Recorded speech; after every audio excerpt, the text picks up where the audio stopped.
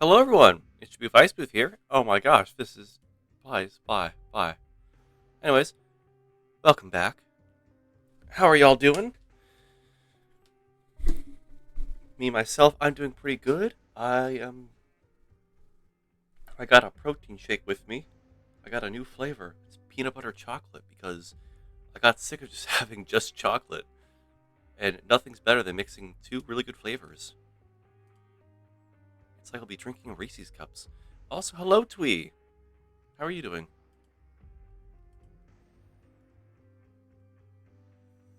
Ah, yes. Blubby, chubby, creative evolution.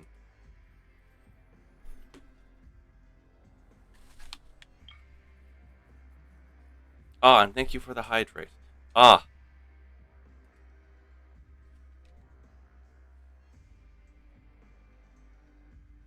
there we go. That hit it. Ah, a singular hydrate. We'll see how long that lasts. Promise it's not primordial seawater. Well, joke's on you. I'm not French.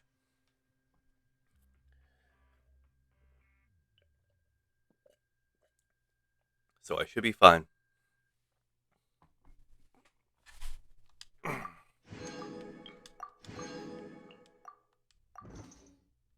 Wait, I have another achievement I got? Oh. Wow, surprising. Huh. And now, one more to go, and I have the second phase of that. Anyways, I have Linny this time because I got the artifacts they need for him. So he has a full set of the Maurachowsi Hunter. And he is a very big crit damage dealer now, so promises.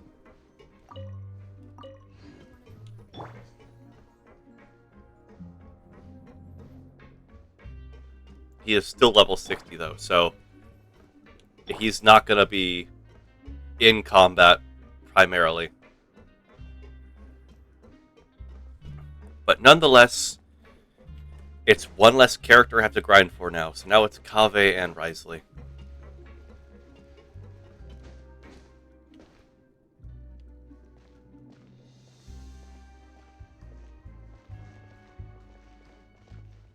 Wait, oh, we have to go below? Oh no, this is on the floor. Right, this is the right floor. So what are we doing? Return to the dormitories. I'm pretty sure I entered the... Okay, so we have to sleep. Straightforward. I see. We finally learned some key information. Seems all of our investigative work has finally started to pay off. And it only took us going around everywhere and refusing to take breaks. When you said you knew a diver, you were talking about Fremine, right? If we ask Linny, he'll definitely have Fremine help us. I don't see why they wouldn't. Ugh. Why is Child like this? What was he doing going into the pipes?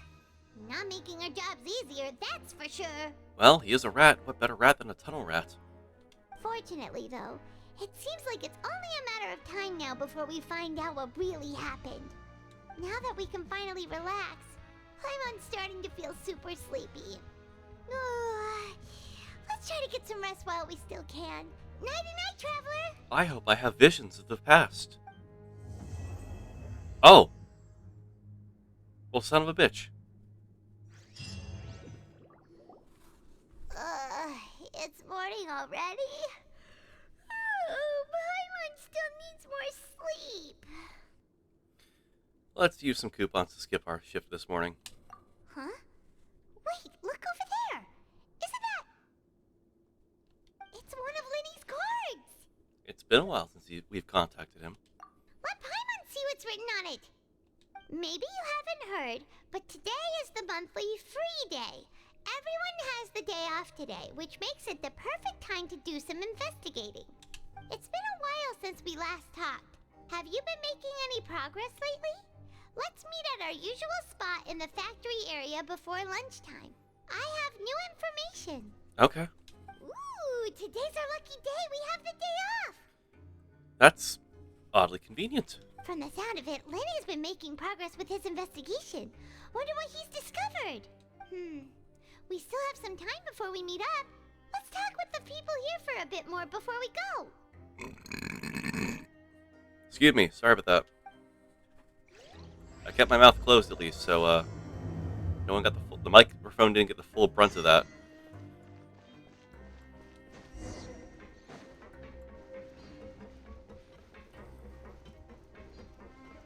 Believe you me, the last thing I want is to break my mic by possibly burping too loudly into it. Yes, this is a fear I have. No, I will not elaborate on the fear that I have.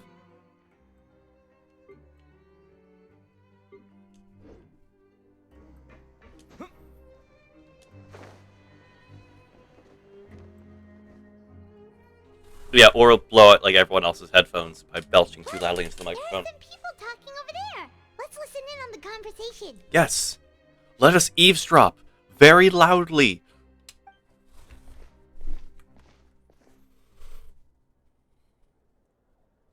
Stealth flag. If you ask me, those pompous parasites on the surface act like they're all a bunch of aristocrats. Do any of them give half a hoot about a bunch of dogs like us? Hey, speak for yourself, mate. I'm no dog. I'm no dog. Oh, you think you're special or something? If you're here, then you're just a convict like the rest of us. I've heard that even if you're released after serving your sentence, going back to life on the surface ain't any better. Once a criminal, always a criminal. We're marked for life. But I'm not a dog like you guys. I don't buy that. Yeah, I don't buy that.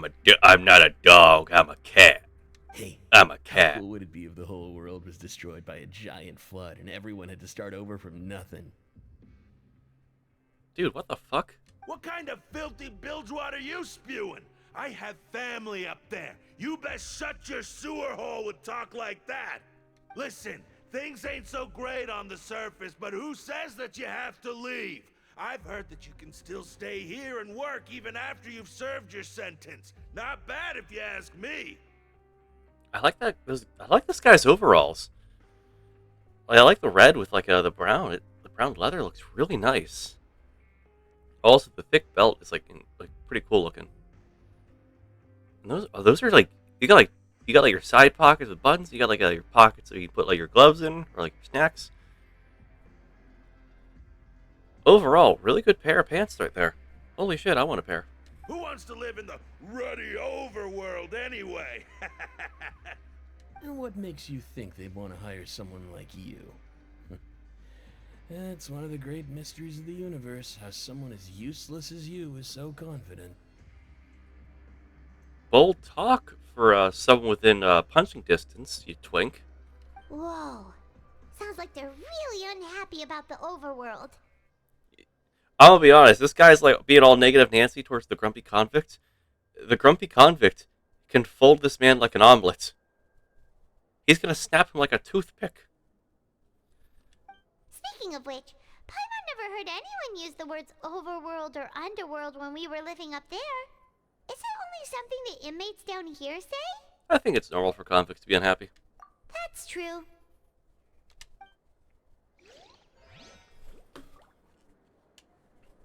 I am done eavesdropping. Sinister convict. What? This man just went from grumpy to sinister. What are you planning? What are you planning with your very nice looking pair of overalls that I really want to take? I mean, buy. I'm not stealing clothes.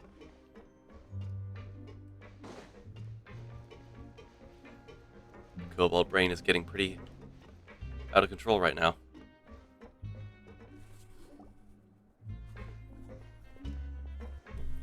There's a group of people over there. Let's go listen in. Alright, let's do our best brooding impression, so they won't suspect us. So I said, that's not a faucet. Hey, who are you two?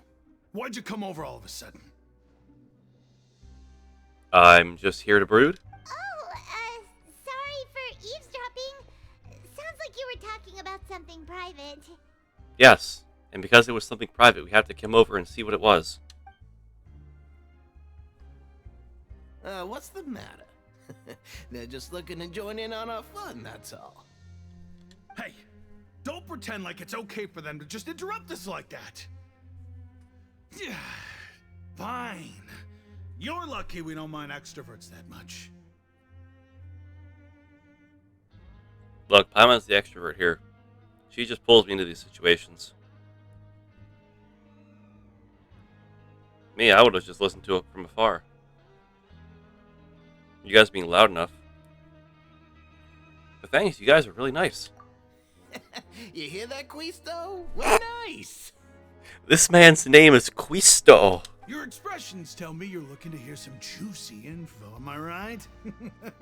But before that, it just so happens that I know you two. You do? Really? Are we that famous? You're kidding. How often does anyone get a personal tour led by His Grace himself? Practically everyone was talking about it. Word has it that you also caused quite the kerfuffle. Well, it was just a little mistake, but could you care to narrow it down? A lot has happened in just this country alone. A little mistake, huh? I like the way you put it.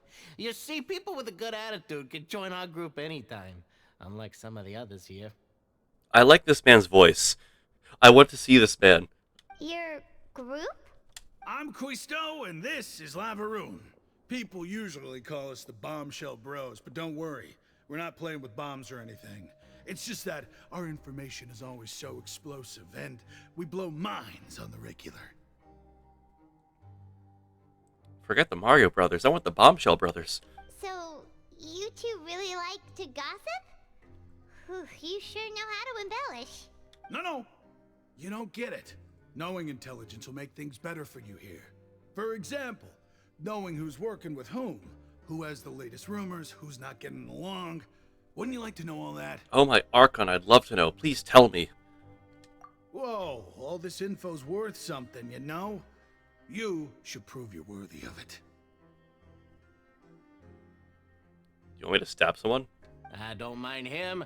Quisto's always this way. Just play nice and say something to massage his ego. The welfare meals. Talk about the welfare meals. We ate the most incredible welfare meal recently. Right. That meal we had yesterday was super delicious. Paimon can still taste it whenever she closes her eyes. Is that so? To tell you the truth, I've been helping out with making those welfare meals. I've been working as a kitchen assistant for about a month and a half now. Oh, so you're the one who made those delicious steaks. Amazing. You could be a professional chef. You are correct. I am a true professional. In fact, I even went to culinary school. But enough about that. Since you like my cooking, I guess that means we share similar tastes. Pretty much. Listen carefully. This little bombshell will help you learn what's really going on here in the fortress. Oh, do tell. Did Lavaroon just wink at me? Seems he's saying, don't be upset, he's a good fellow. Listen, kids. The power structure within the fortress is quite complicated. The overworlders couldn't care less about us down here. We're basically dogs to them. You've already met the one person here you should never cross, the Duke, Risley. He knows more than you think. And if he doesn't care about something, then he often doesn't bother dealing with it.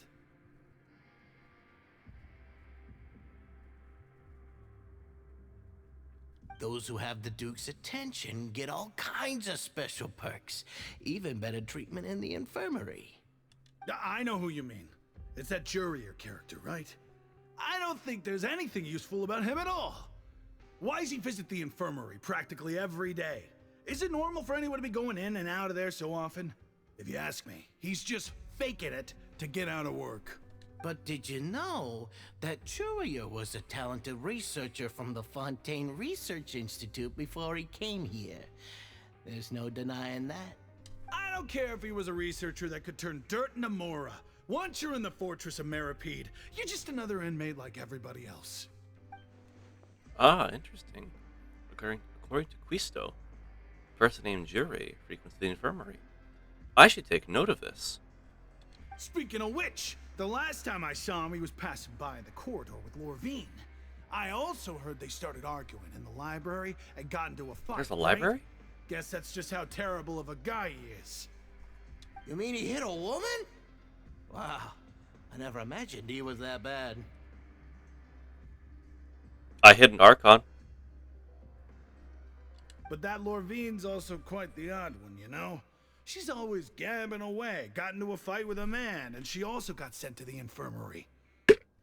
Come to think of it, I always see her going to the sick bay every couple of days, too.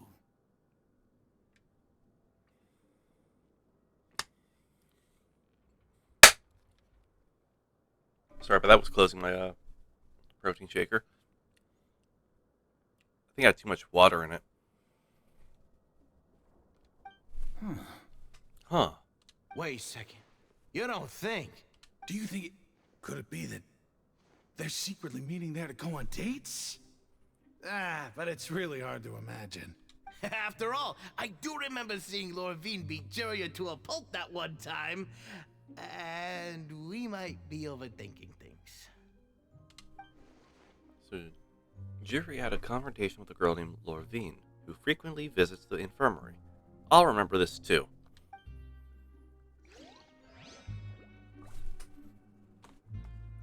Interesting. Very interesting.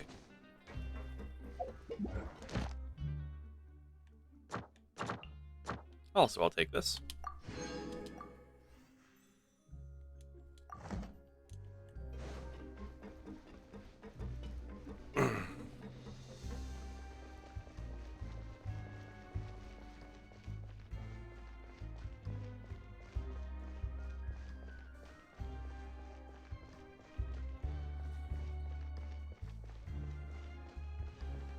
Oh, what's here?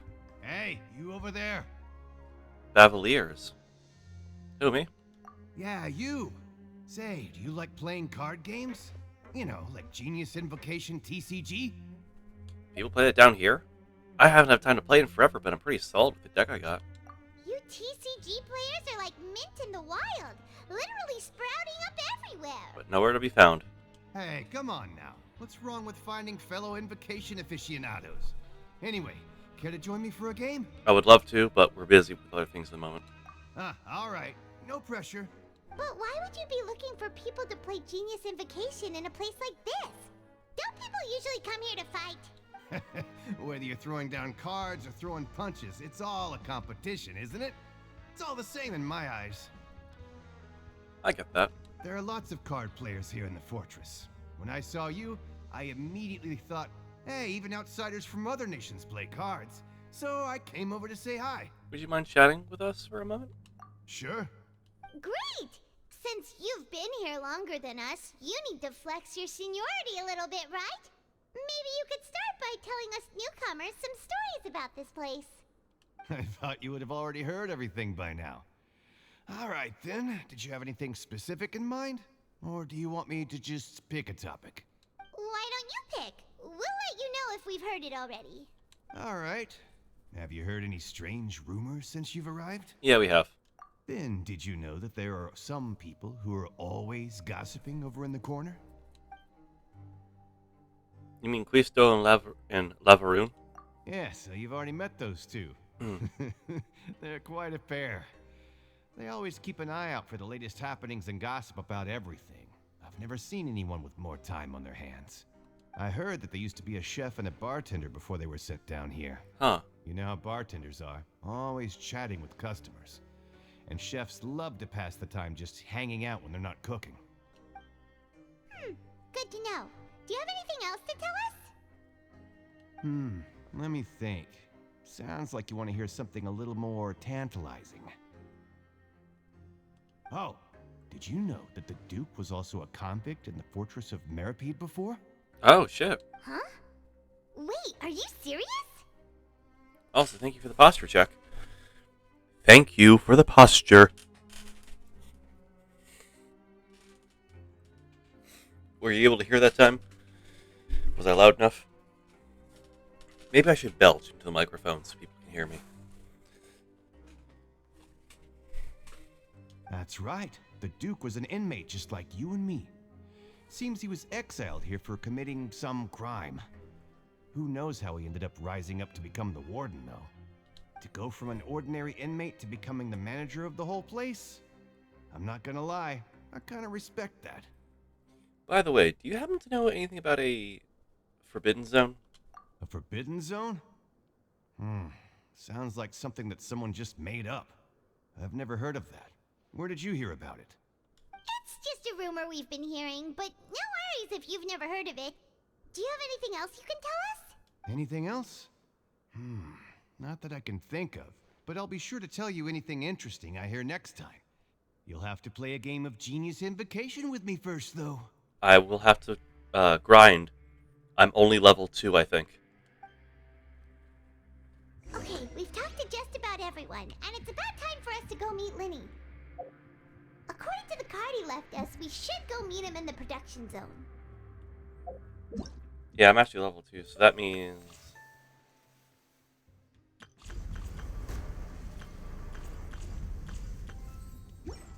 Yeah, I don't even have the Genius Invocation thing up here, do I? Let me see this. The new event that came out.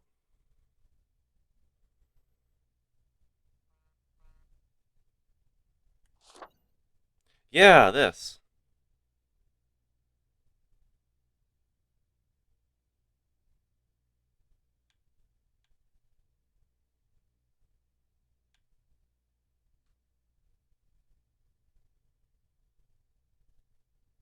Yep.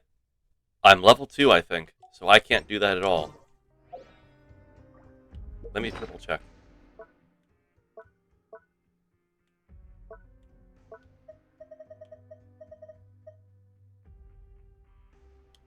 Does it show my level? No, it doesn't. But I swear I'm only level 2.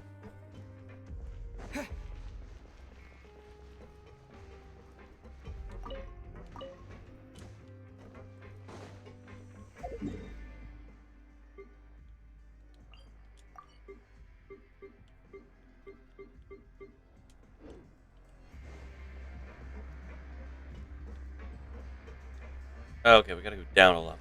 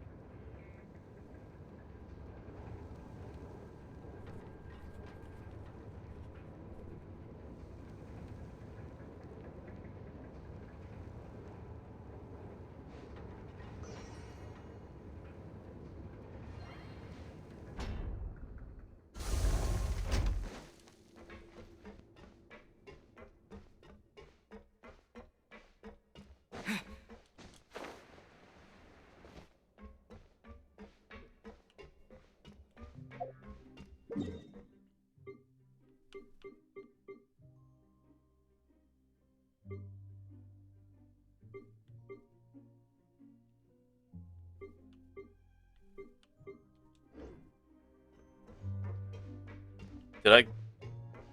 I went to the wrong level, didn't I?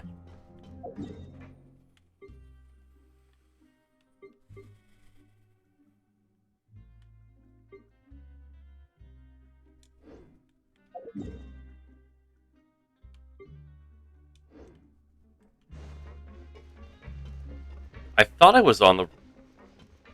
Okay. Great, I gotta get to the one floor that doesn't have a waypoint. Perfect.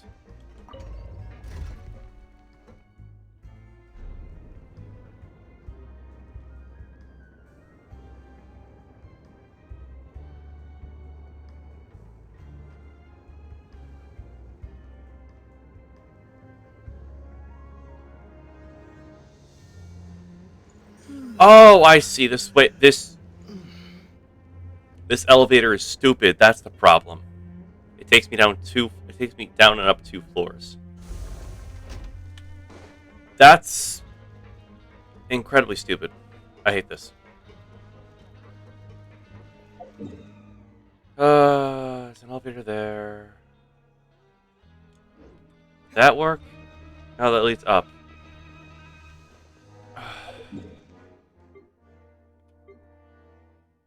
So if I take it, there's an elevator here. I think if I take this when I go up, that just leads down.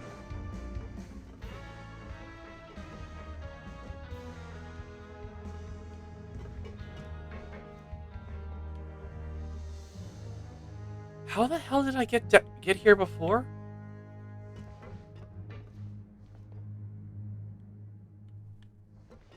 Okay, follow the trail.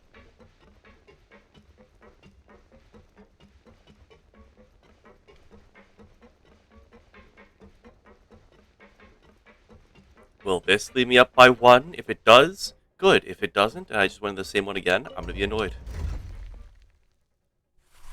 I'm gonna chug the rest of my protein shake.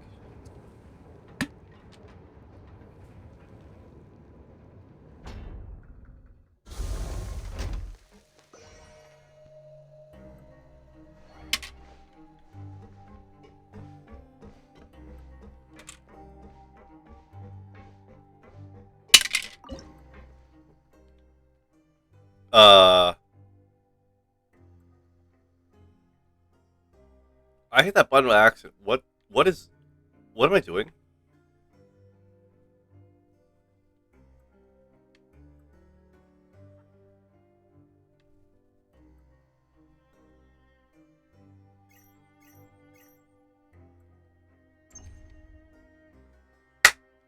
Uh,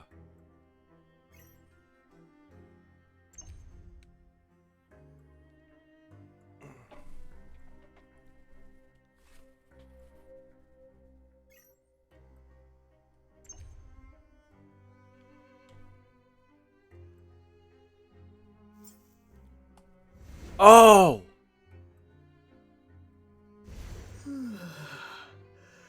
Interesting.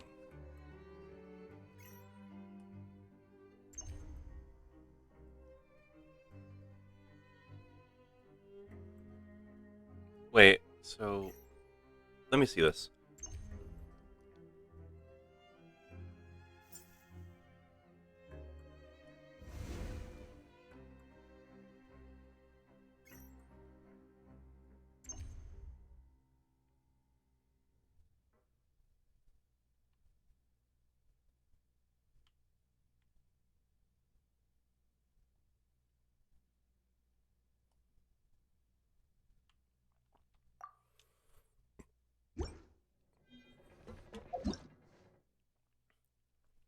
A device that resembles a research terminal. You can access the transfer terminal's viewfinder. Uh-huh.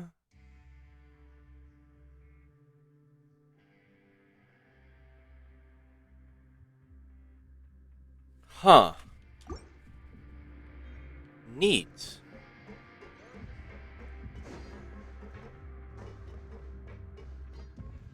Okay, Lenny, you're standing awfully close there. Huh?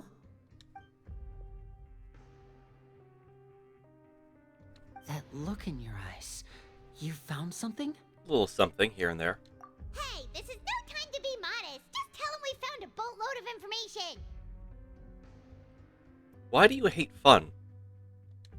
Oh, as expected of the legendary duo, you have my full and undivided attention. You summarize your findings to Lenny. Huh.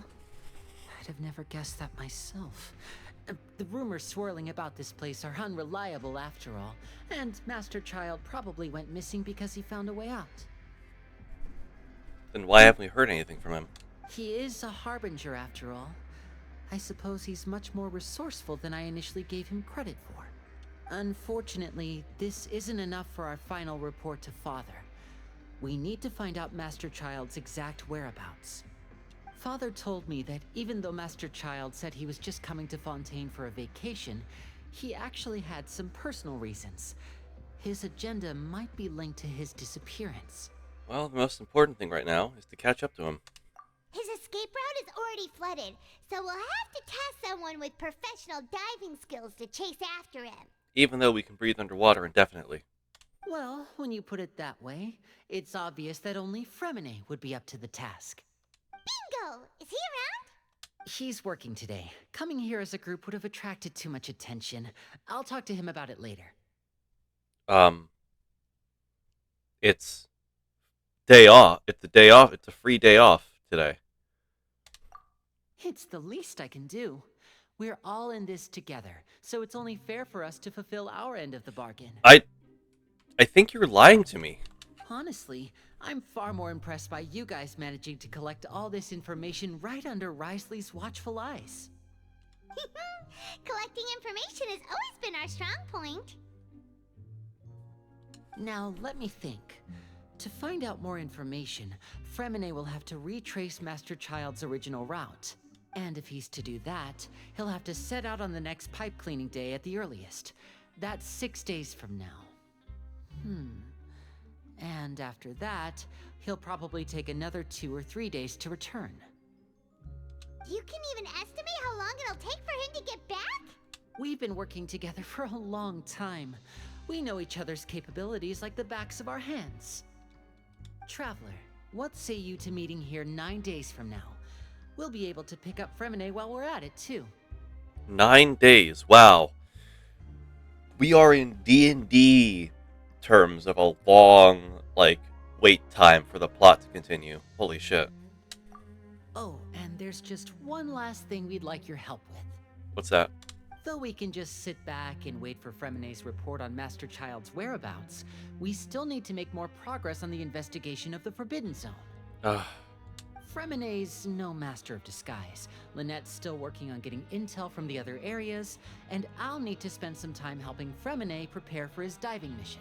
So, you are the only ones we can count on. You want me to assist Harbinger missions? You want me to assist your little Harbinger father figure? What do you want us to do? Will it be hard? Well, I won't call it easy per se, but I think you'll be able to pull it off. Listen carefully. You'll need to find an excuse to get into the infirmary and investigate the room and environs. You've mentioned several sketchy-looking people always meeting at the infirmary earlier, so it probably has something to do with the secret we're hoping to uncover. You've already met the head nurse, so she'll be less suspicious of you. But more suspecting if I do something out of line. I haven't been to the infirmary yet. Investigate the internal structure of the infirmary and any active dealings within, and pass those on to me alongside anything else you're able to discover. Okay. So, Lenny, I need you to stab me. But also, there's no need to take risks. Don't forget, safety always comes first.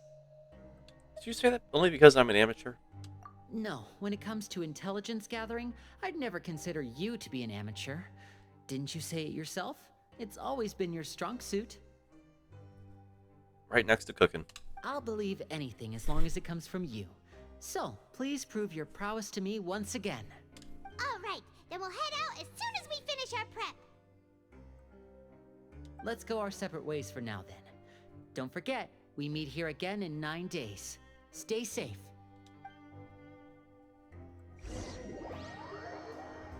After doing some prep with Paimon, you slowly approach the infirmary. Can't believe I got stabbed.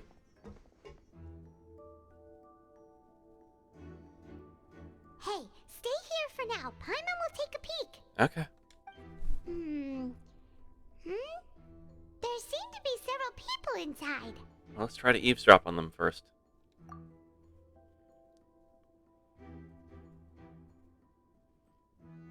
You're engaged in conversation, will only catch the bits. Right, I feel like. It's not impossible.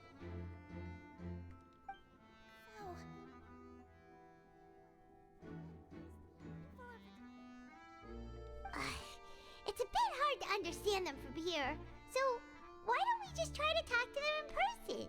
Let's go as soon as you're ready. Alright, I'll use the only reasonable excuse that I could probably provide.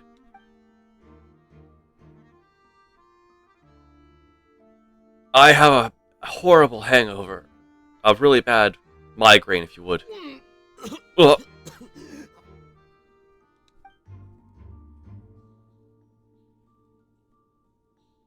Someone, please help! He's sick! Whoa, are you okay? okay? I got the meat surprise. Oh my! What's wrong, little one? There's no need to panic. Take a deep breath before you begin. The traveler started complaining of a stomachache, and then nausea, and then collapsed onto the ground. Paimon doesn't know what to do. Freezing limbs, twitching fingers, and pale complexion? Could it be poison? Let me take a look. Please, lie down over here. Oh, my stomach. Mystery meat. The mystery meat. Don't worry, I'll get you to the bed safely. Here, hold on to my shoulder and walk slowly. Okay. You can do it, traveler. Thank you.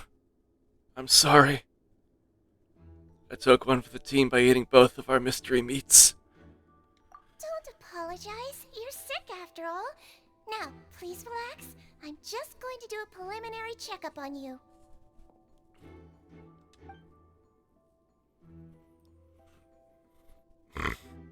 Excuse me. Sidgeween has taken out a few instruments and begun to do her checkup. I hope I'm not so healthy that she gets suspicious. I see now. My checkup has confirmed that he's not in any mortal danger. That's our worst fear out of the way. Oh, Oh, that's good. But I'll continue my diagnosis of the patient now. Please, relax and take a deep breath. Sidgeween's using her hands to palpitate different areas of my abdomen. Seems like she's using elemental energy too. Her expression's growing more and more relaxed. Shit. Don't sense serious damage to your organs either. Does it hurt when I press here? It's not too bad. And here? Oh, no, yeah, that one hurt a little. Huh? But based on my initial checkup, there shouldn't be a problem here. How strange. Oh no, is my acting a bit over the top? What about here? Does this hurt? Not really, I can barely feel it. Oh. I understand. So that's what it is. I think you just ate something that disagreed with you. That's all. Nothing too serious. Outside of a pretty bad stomachache when it decides to act up. I knew it was the mystery meat. So that's what it is. Thank goodness it's not anything more serious. That's what I get for participating in Mystery Meat Monday. And there have been other inmates complaining about the food recently.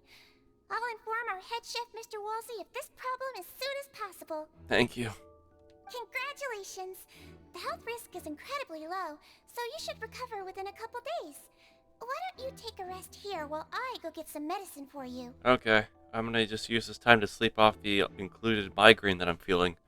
Miss Levine, I'll have to trouble you to help me look after this new patient while I'm gone. Very well. And she hopped away, just like that. This infiltration mission is going a lot more smoothly than I imagined. And a lot less fighting. Well, next, there's only 2 people left in the room. Says me to call that woman Lorvine.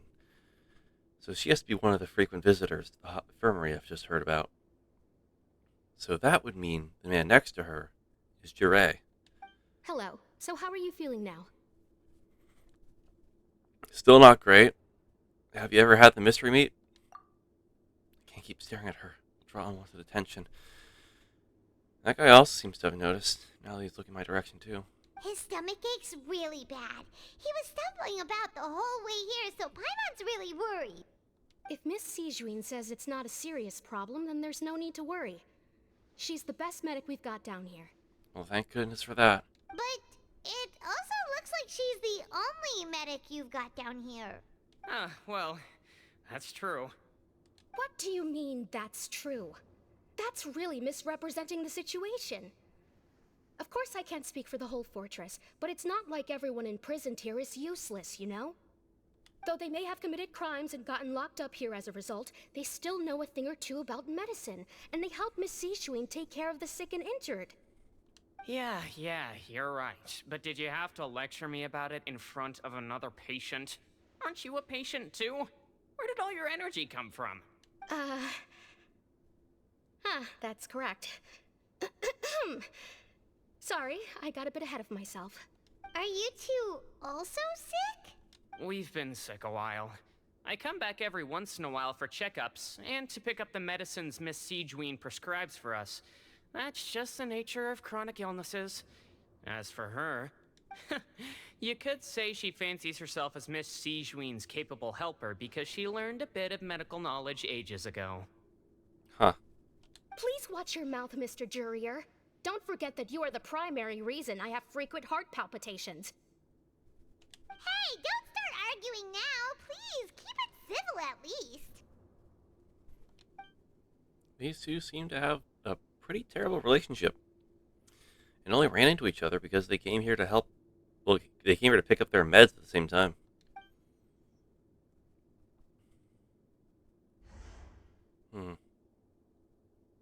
But outside of the two of them, there's nothing suspicious inside the room. All the files on the table appear to be patient records, while there's a box. I can't check it out right now.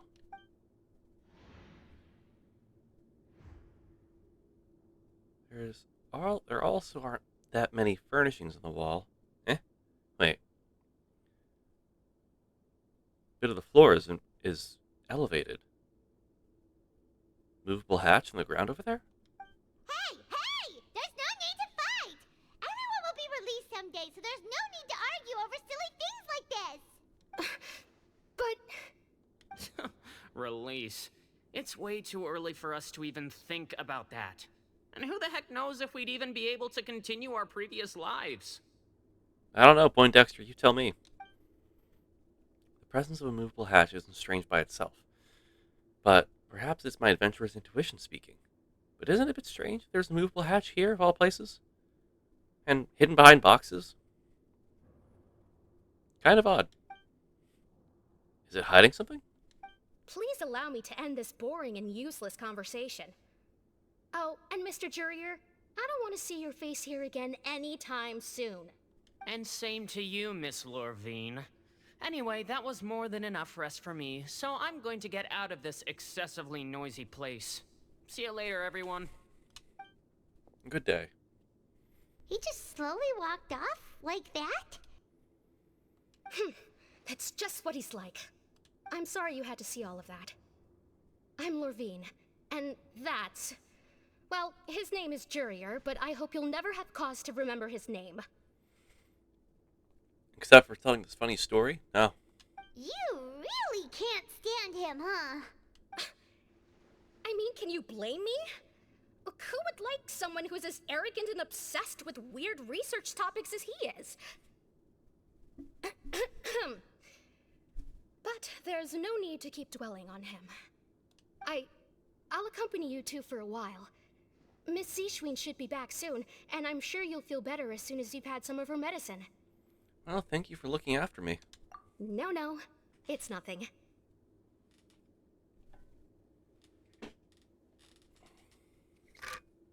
I'm back! Did you rest like you promised? It was a bit hard. There were two people yelling and screaming at each other. Thank you for getting our medicine, Miss Siegeween. Did you all cooperate with your bed rest? I trust that nobody got up to walk around. Good. Here, this should be 2 days' worth of medicine for you. Take 1 pill now, and then continue your bed rest. All right.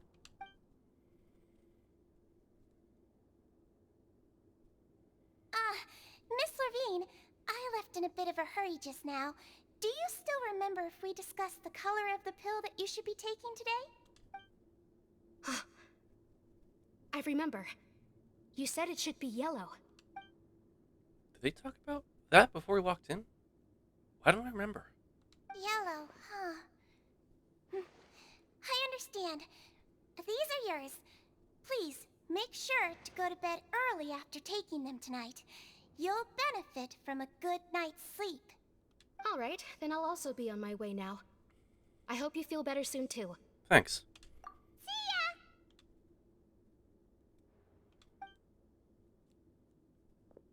I'm going to fill fill out your medical record now. You're widely known as the Traveler, right? I just want to double-check a few details, if that's all right with you. Alrighty. Those two made quite the commotion just now, so why don't we let the Traveler rest? Paimon can answer the questions instead. Don't let her fill out anything stupid. So his primary symptoms are abdominal pain with secondary symptoms of nausea. Is there anything else? That's it. All right then. Is there anything we should know besides to take the meds? No, his base constitution is quite good, so I'm sure he'll recover quite quickly after taking the medicine. Please make sure to stick to bland or less stimulating foods, and don't stay up too late at night. I only promise to do one of those. Got it. Paimon will hold the Traveler to that for sure. Siegeween is looking at me. I should try to take a nap like she said. Oh, you're going to take a nap already? Okay then, you get some rest. Thank you. Move yourself to the right rotation, spending rates completely. Relax completely. We've been to lots of places together. He may look a bit under the weather now, but he's actually super strong. So you're the best of companions. Well, don't worry, he'll recover soon. Companion. You're awake. How do you feel? You slept for a really long time, but we never left. I feel a lot better. Thank you both. Well, now you can go back without a worry in the world. Remember to take your meds regularly, and remember bland foods. Yeah, that mystery meat, I shouldn't have tried it. It tastes like teriyaki. Which is weird. Because they advertised it as chicken. But then also someone said it tasted like pork. So I'm very confused. Thank you, Miss Siegeween.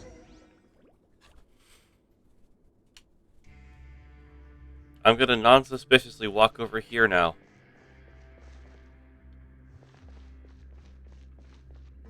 Now I leave.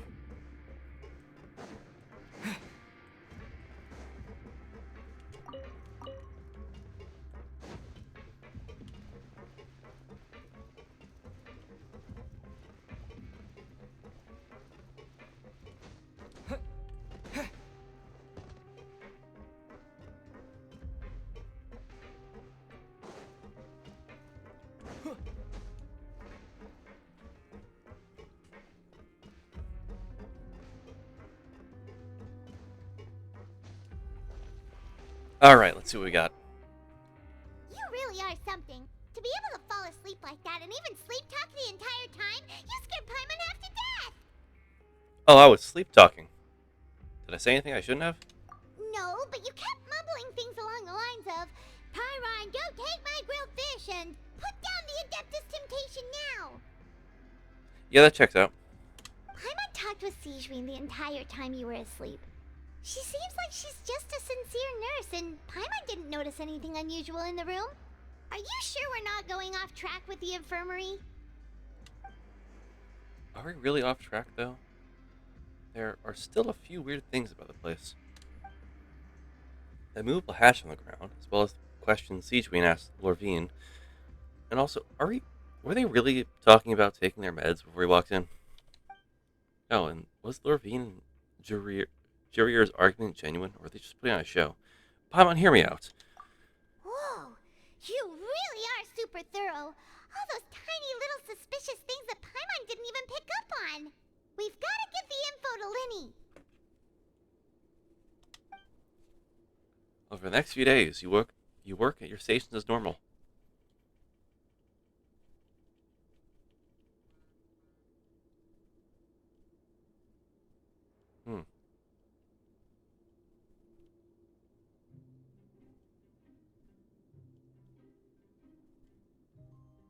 You managed to pass the slip to a busy Lynette as she happens to pass by. Her disguise is impeccable. She's so disguised. What a disguise. I could barely even tell it was Lynette.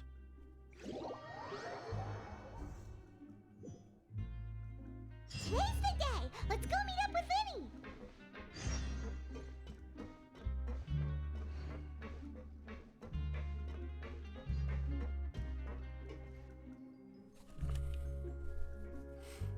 Is his job just to stare?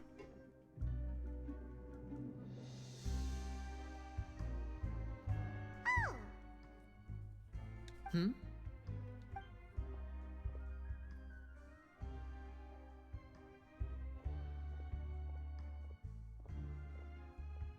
Did you two run into any trouble over the past few days? Not really. no, we just worked our shifts according to the schedule. Nothing weird happened. That's good. That means you didn't raise any suspicions when you infiltrated the infirmary. We've taken a look at the slip you've sent. Fremine successfully left the grounds via the pipes 2 days ago, and as of last night, Lynette has also infiltrated the infirmary after faking an illness. Wait, why is she getting involved as well? You already went above and beyond when you scoped out the infirmary. To put it more bluntly, even if we were to view that as something you did in exchange for Fremine's help, you've already done more than enough. Infiltrating a guarded stronghold is a different kind of job from a one-off investigation. We want to avoid using the same faces over and over and reduce the amount of suspicion that will fall on any given person. That's very clever. Lynette also felt like you have already taken the first step for us, so she should be the one to finish the job. Fair enough. So that's what Lynette thinks. Oh, Paimon hopes everything's going well for her. Well, I'm not opposed to helping you. Perhaps that's true. You are both very good people, and we've come to appreciate that more than anyone else. Unfortunately, there's still one thing that could get between us, lest you've forgotten. The matter of our respective loyalties. Oh, trust me. It comes to mind every single time we meet. You've mentioned before that you've had some run-ins with the Fatui. I can understand that feeling, so I assume you're just helping us out of the kindness of your hearts? I wouldn't say run-ins, more like I've had to interfere in stopping them from destroying an entire nation's capital. Just, causing great chaos and upheaval in Inazuma. Get assaulted in Mondstadt outside of the Holy Church of Lord Barbados. And the numerous amounts of times that they just attack everywhere. It's like a plague. So yeah, it's just out of the kindness of my heart. Well, everyone could use some more friends. We'll be counting on you to help us in the future, too. Since I see you as friends, then it's even more important for us to protect you from any peril. Fremine and Lynette feel the same way. I get it now. Glad to hear it. At least you won't probably stab me if I have something that you want. Unlike the guy we're trying to find. Then, let's go check on Lynette before Fremine returns. If everything went well, then she should be wrapping up her investigation right about now. Is now really a good time to go over? According to my observations, Sigewinne always spends around half an hour away from the infirmary right before lunch. Lynette knows this as well, so this should be a good time to meet up with her. Oh yeah, we heard about that too. Also, I'm her brother, remember? It's only natural for an older brother to care about his younger sister's well-being. I understand. Okay, then let's head over right away.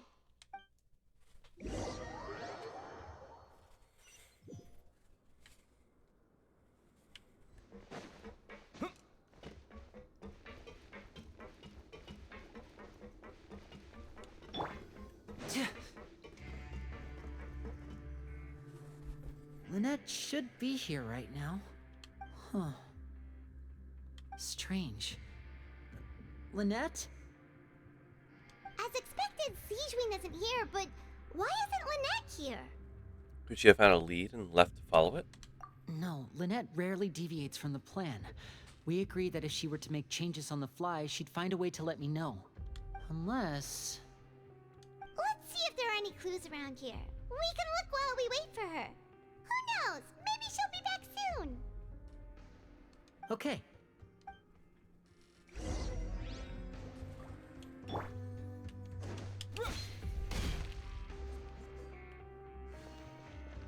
Start with the obvious.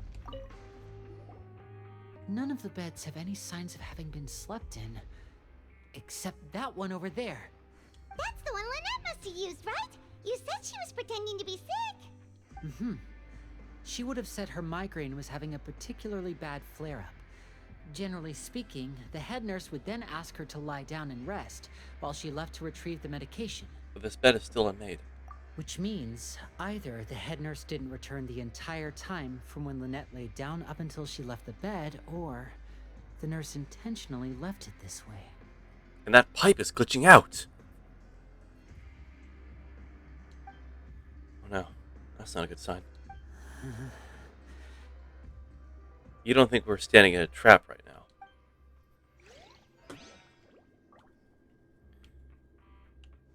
I'm hoping we're not standing in a trap with teeth. There are some books here and a few files. They all look like medical records. Advanced nursing, how to raise the spirit of your patients, a quick guide to the psychology of emotions, and the meaning of laughter.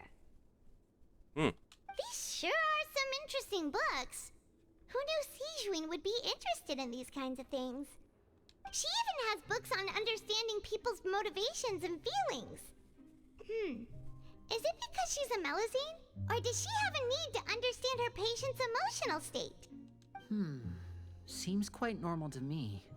These are skills that would come in handy for a nurse from time to time.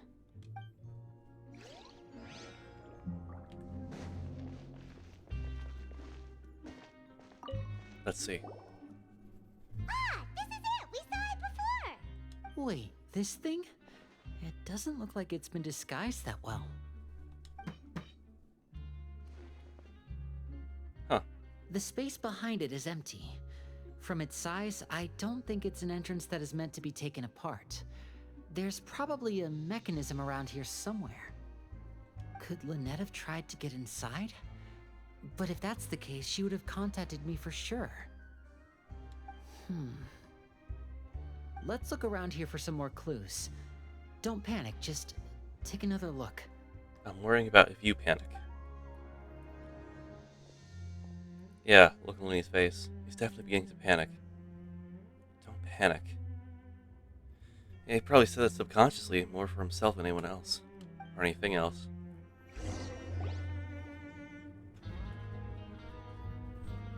Hey, you guys, there's a slip of paper over here! A slip of paper? It's right over here, and there's a bunch written on it too. It reads, out of respect for your usual practices, I'll use a piece of paper or card as the medium to pass on my message. You may consider this as me giving you my best regards. This is... Is that all? Is there anything on the back? The back. This is... Show me! Now! That look on your face. Paimon's reading it now. Would you care to guess where Miss Lynette of the Fatui could be right now? Oh. No. Could she have... Is she already... Wriothesley. Did he deliberately leave the infirmary unguarded to use it as bait? Wait, you mean he was aware of our goals from the very beginning? But why? We didn't run into any trouble last time, and he also never reached out to us since. Why would he choose to act during our second infiltration attempt instead of the first? Yes, that is a crucial question. Wriothesley, he doesn't do anything without a clear goal or reason. So this means he had no concerns about your activities from the very beginning. You're not from the same camp as us. You were sent down here by Nervulet, so you have no conflict of interest with Wriothesley. We're a completely different story, though. So why did he only go for Lynette? I'd like to know that, too. Why did he only go after her? Don't panic. Just think everything over. I have to stay calm. This is not like what happened last time. The situation's different now. Wait, you're right. Wait, but that means... the fact that Fremine was able to leave the grounds... Could Wriothesley have let him go as well? But what does he gain by letting Fremine leave like that? I get it now. He deliberately made them both disappear So he's challenging me and trying to provoke me, I'm sure of it. We never should have sent out Fremine. We had to go through all that trouble to find an opening to sneak him around the guards and into the pipe, and we even thought luck was on our side. If Risley let him leave on purpose, then he's probably in a terrible spot now as well. My guess is he's banking on him to come back with child. Lenny's getting more and more panicked. We have to calm him down. Lenny, I need you to calm down. Don't be like this, Lenny. Fremine wouldn't have left if we hadn't told you about Child. That was our fault. No. I'm the leader of this operation, and I'm the one responsible for this team. I was the one who failed to protect them. Lenny, don't think of them as a team. They're your family. I'll go talk to Risley. Okay. That might be the dumbest thing you said. Hey, don't be reckless. Traveler, please talk some sense into him. Let me talk with you. I simply cannot allow Lynette to be abducted again. I have to go. I'll find a way to get them back. I offered to come with you, pal. He's rushed out the door. After him. Alright, I guess we're gonna...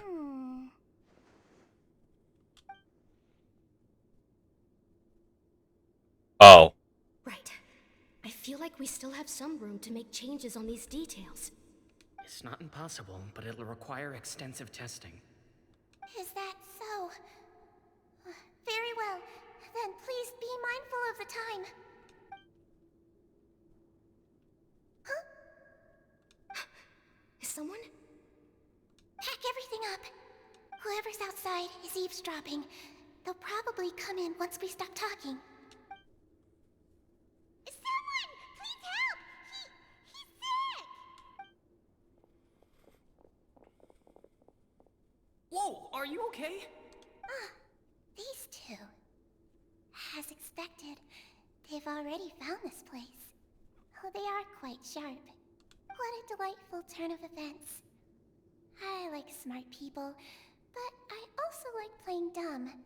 I like the feeling of being trusted. Oh my! What's wrong, little one? There's no need to panic. Take a deep breath before you begin. Being able to read human expressions is quite the useful skill.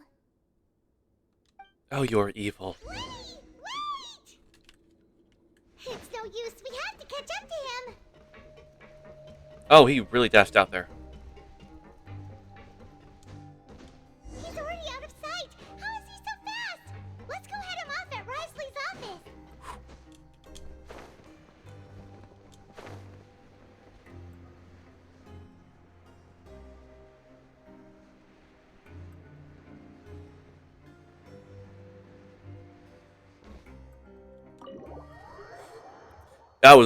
I'm surprised. I was not expecting that.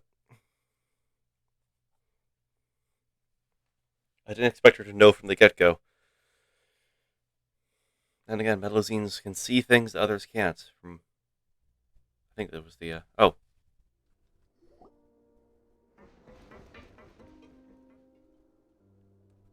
Come out and face me, Risley!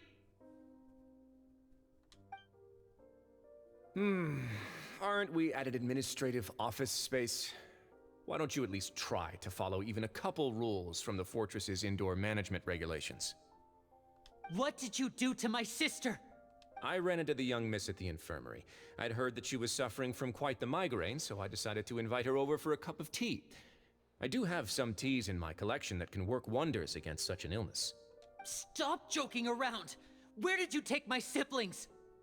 I have also heard that your performances are quite the spectacle.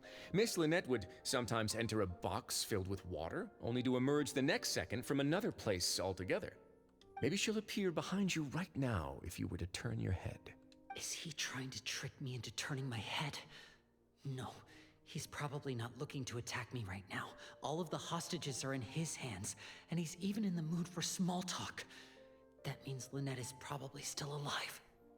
You knew we were investigating the infirmary from the start, so you deliberately aroused the Traveler's suspicions and baited us into continuing our investigation, just so that you'd be able to kidnap Lynette. As for Fremine, no, You probably didn't even interfere with Child's escape. You let him go so you could purge the Fatui members that we had planted into your ranks. There was no need to do so. The Fortress of Meripede is a pretty pleasant place. Most people enjoy their lives here. The only ones who act differently are those with personal agendas. It was quite easy to identify your colleagues. You removed our original members and spread the news of Child's escape so Father would assign our team to come down and investigate. Fremine has also fallen into your hands, right? If you're oh so omnipotent and so in control, why would you need hostages? One correction. Lynette is in my hands right now, but Fremine is not. He's not. What do you really want? Linny! Oh, good, you're not beaten to a pulp yet. Oh, wonderful. Everyone is here, so I'll only need to say this once. Thank you so much for cooperating with me. Okay, where is Lynette, and where is Fremine? Eager and to the point, I see. Alas, only Miss Lynette is currently having a cup of the fortress's finest tea. Although, as per your original plan, Mr. Fremine should also have returned to the fortress by now. But he has neither shown up within my gates, nor has he been taken into any kind of custody. So where do you think he may be right now? Wait, you can't mean you locked him outside in the sea? I closed the fortress's gate to the outside world. That's all. Fremine's a star diver, so he should be fine, right? No, we're still here, so he definitely tried to find a way to come back for us. So we can't assume he might have made a break for the surface. But why would I do this, you may be asking? To have an audience with you, of course. My intel tells me that Mr. Linney is a great magician, so it's only natural for me to want to have some cards of my own when it comes to negotiating.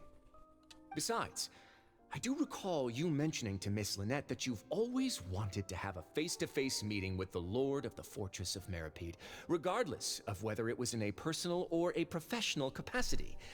Well, you got your wish. So, you've been keeping tabs on us before we even set foot in the fortress. Some of my folks just happened to hear a thing or two, that's all. In any case, I will be straight with you. I was willing to play dumb and turn a blind eye, so we had a pleasant few days playing games together here. But once you started focusing on the Forbidden Zone, all of that changed. Mr. Linney, the cards are stacked against you right now. Miss Lynette is in my hands, and Mr. Fremine is still slowly being pickled out there in the brine. You know just as well as I that he cannot last out there forever. You need do but one thing to guarantee their safety. I would like you to contact your superior, and ideally invite her over for a cup of tea with me. You want to see Father? But why should she bother giving you an audience? Well, if she cares for the well-being of her dearest children, she should have plenty of motivation to join me for a parents' evening. Oh, God. He's scheduling a parent-teacher conference. I've heard that the bonds between the members of the House of the Hearth are like the bonds of family. I don't see why she would refuse. Why did you think Father sent us to handle the Fortress of Meripede? This place is basically a no-man's land. It wouldn't be fitting for anyone as important as a harbinger like Father to come here in person. Oh, I see. So it's because she doesn't care for my place here. That's such a shame. After all, I've amassed quite the tea collection. I was looking forward to sharing it with her. Both Monsieur Neuvillette and Lady Farina have already received many samples as gifts. Was this the extent of your master plan to get to Father? No matter how much pressure you may put on me, I won't allow you to use us to blackmail her. You people really are difficult to get along with. Tell me about it. All I'm asking for is a face-to-face conversation. Does she truly have no interest in the fortress's secret? Mr. Linney, you have one last chance to invite your father here. If you refuse... Linny! Okay, Risley, why do you have to do this? Instead of asking why I'm doing this, why don't you try to see things from my perspective for a second? From the very beginning, the Fatui has been actively infiltrating my fortress. I gave you a warning by cutting off the first few operatives I found, but that only caused you to double down. Had you given up on the fortress then and there, I'd have no reason to want to talk. Mr. Fremenet left the fortress on his own, and Miss Lynette tried to pry out my secrets right in front of me. No matter how you look at it, the responsibility for this falls on you. You know what? I have to agree with you there, Risley. I don't like the Fatui either. However, Linny, Lynette, and Fremenet, especially, are more tolerable and actually decent companions compared to that of Child. So I am a bit hesitant on who to fall sides with right now. I shouldn't ask Father to do anything because of us. Though I am interested to see how this father is going to react to 3 operatives being found out and twisted. 6, 5, Wait, 2, 1. Time's up. It really is a shame, Mr. Linney. Risley! Negotiations have broken down. Please leave, ladies and gentlemen. It's time for my afternoon tea. Wait. Can we really not talk about this anymore? Yeah, listen to the Traveler. If you can't talk to Linny, can you at least talk to us? You do realize that I'm only letting you go because of Neuvillette, yes? You're here helping him out, and I've already done my best to stay out of your way. But that doesn't mean you can just do whatever you want. The fortress may be small and remote, but it still has its own set of laws. Risley, I want to save Fremenet and Lynette too. Not because they're Fatui. Because they're just 2 other people. Then how about this? Those who are capable deserve respect. You've spent quite some time investigating my home turf by now, so why don't you tell me a thing or two about what you found? Well, the rumors that have been spread around are bullshit. I'll ask you 3 questions. Answer all of them correctly, and I'll agree to your request. Oh shit, I'm gonna fucking fail this. Question 1. Regarding the hidden rules of the production zone, what is the truth behind the one about not being allowed to work for 3 days in a row? Oh good, the hidden rules. If I recall correctly, if you keep working without a day's rest during lunch hour on the 3rd day, you will find a portion of strange meat in your welfare meal. It's a good thing we have already run through a thorough investigation on this. Let's see if I can remember all the clues. Should be able to find an answer I can piece everything together. Oh, fuck. God damn it. Alright. Let's read everything on the screen this time. Regarding the hidden rule of the production zone, what is the truth behind the one thing about not being allowed to work for 3 days in a row? What happens if you violate the production zone's hidden rule? If you break the hidden rule of the production zone, your welfare meal might contain some strange meat.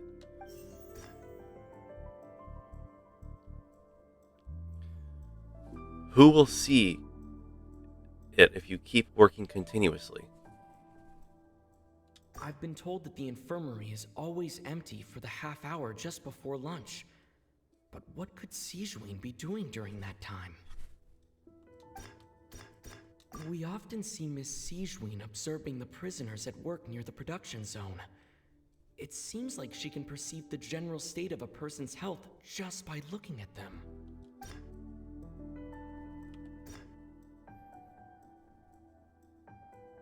The Fonta promoter has been struggling because he doesn't recognize the real value of coupons. Meanwhile, the Duke believes that only idiots who don't understand the value of coupons will spend them on Fonta. The research notes said that the Melusine race perceives the world very differently from humans. As a result, This is where the Melusines have also developed a sense of aesthetics that appears rather strange and alien to humans. According to Collins, the Pancration tournament only took place because the Fonta company sponsored it. The company must want a return on their investment as well.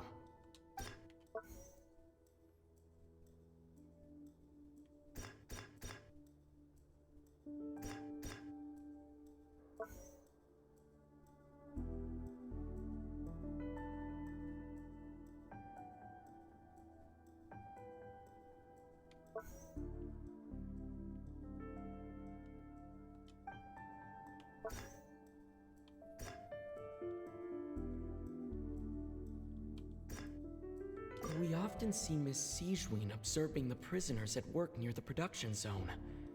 It seems like she can perceive the general state of a person's health just by looking at them. I think it's this one, because if she leaves half an hour before lunch, she would end up seeing people.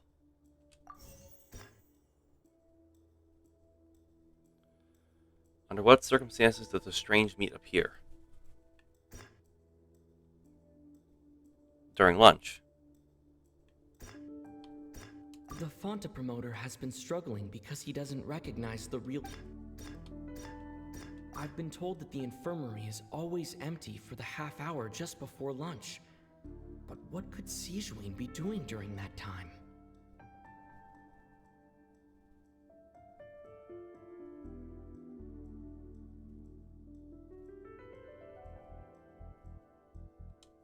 I guess it's all connected to Sijween?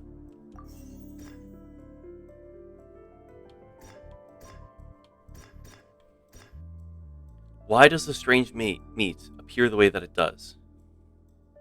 The Fonta promoter has been struggling because he doesn't recognize the real value of coupons. Fonta's internal report suggests that they're starting a new trial of an unnamed and unpackaged product.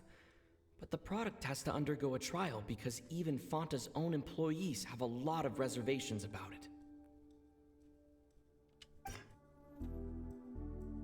I'm gonna say that. I only got one wrong. Oh my god, yes. Holy shit, I'm getting better.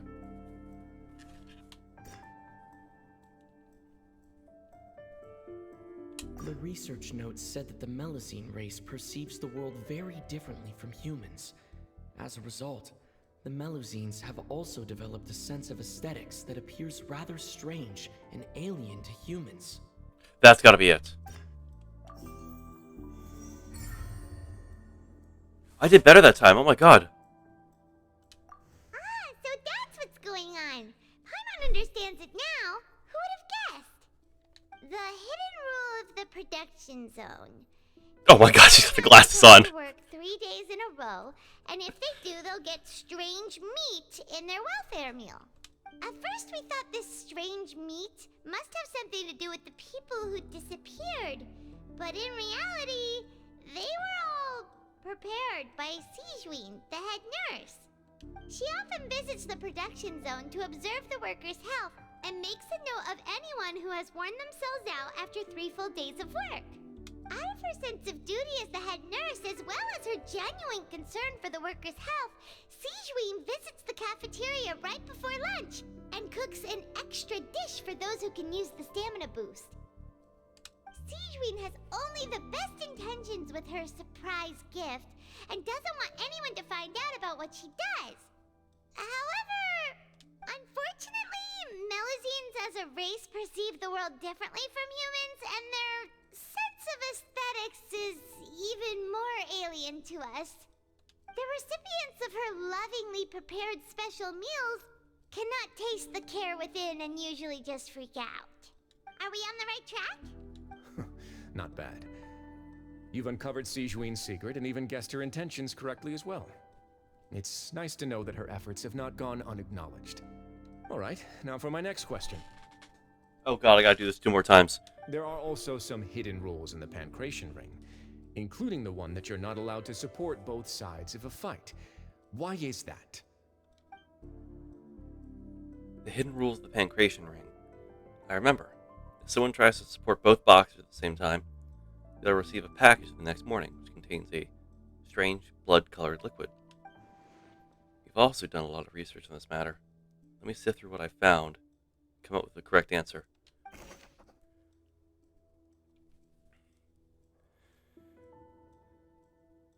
What happens if you violate the Pancration Ring's hidden rule?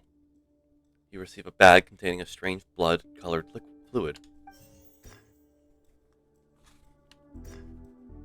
Who sent the package containing the strange blood-colored fluid?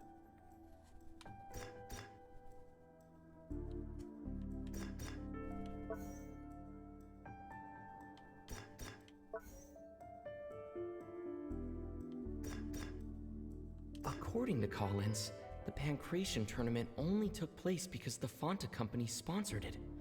The company must want a return on their investment as well.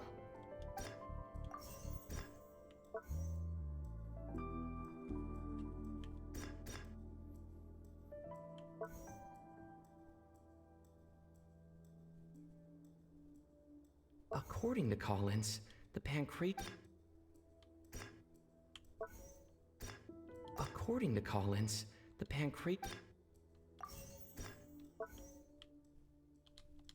According to Collins, the Pancration tournament only took place because the Fanta company sponsored it.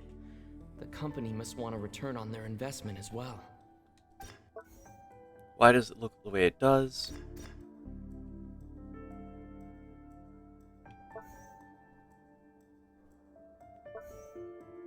The Fanta promoter has been struggling because he doesn't recognize the real value of coupons. Meanwhile, the Duke believes that only idiots who don't understand the value of coupons will spend them on Fanta. Fanta's internal report suggests that they're starting a new trial of an unnamed and unpackaged product. But the product has to undergo a trial because even Fanta's own employees have a lot of reservations about it.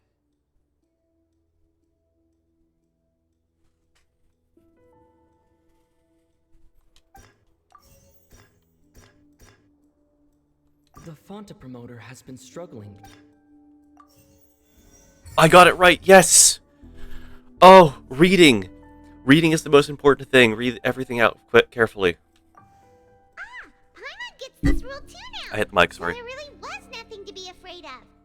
That hidden rule of the Pancration ring is about how, people are not supposed to bet on both boxers at the same time. And if they do, they'll receive a package containing a strange, blood-colored liquid. Oh, Zatannis, thank you for the follow.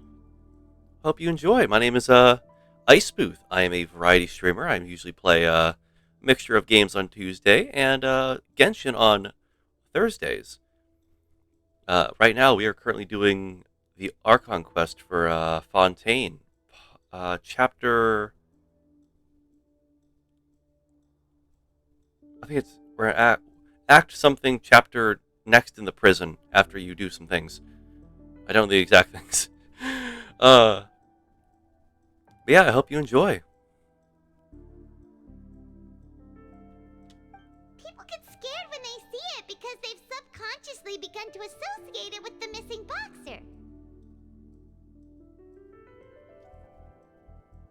But really, it's just a bottle of the latest yet-to-be-named and packaged new Fanta trial product. It's cherry flavored, isn't it? A blood-red drink. It's no wonder even Fanta's own staff were questioning the company's decision-making. They're trying to sell cherry flavored Fanta when everyone knows that the original flavor is the best. The company, facing backlash from its own staff, decided to try to trial the product on a smaller scale to see how it might be received by customers. They came to the fortress of Meropide and offered to sponsor the Pancration tournament so they could push their new product. But the Duke completely refused to even entertain the idea. The Duke, knowing how valuable coupons are in the fortress, knew that only total idiots who didn't understand their true value would bother buying a Fanta product here. And so, only those who proved their stupidity by being dumb enough to bet on two opposing sides of the same match were selected to receive the drinks. I acknowledge the effort you've put into bringing the truth of this mystery to light. Although, based on your description, that Fanta promoter is a bit too careless with his words, I may just reconsider my collaboration with the company. Have you considered getting sponsored by Sprunk? All right, and here's the final question. What's the secret behind our head nurse and all of her patients in the infirmary? We haven't collected enough info to answer that question. Stop your cruel and pointless games, Risley!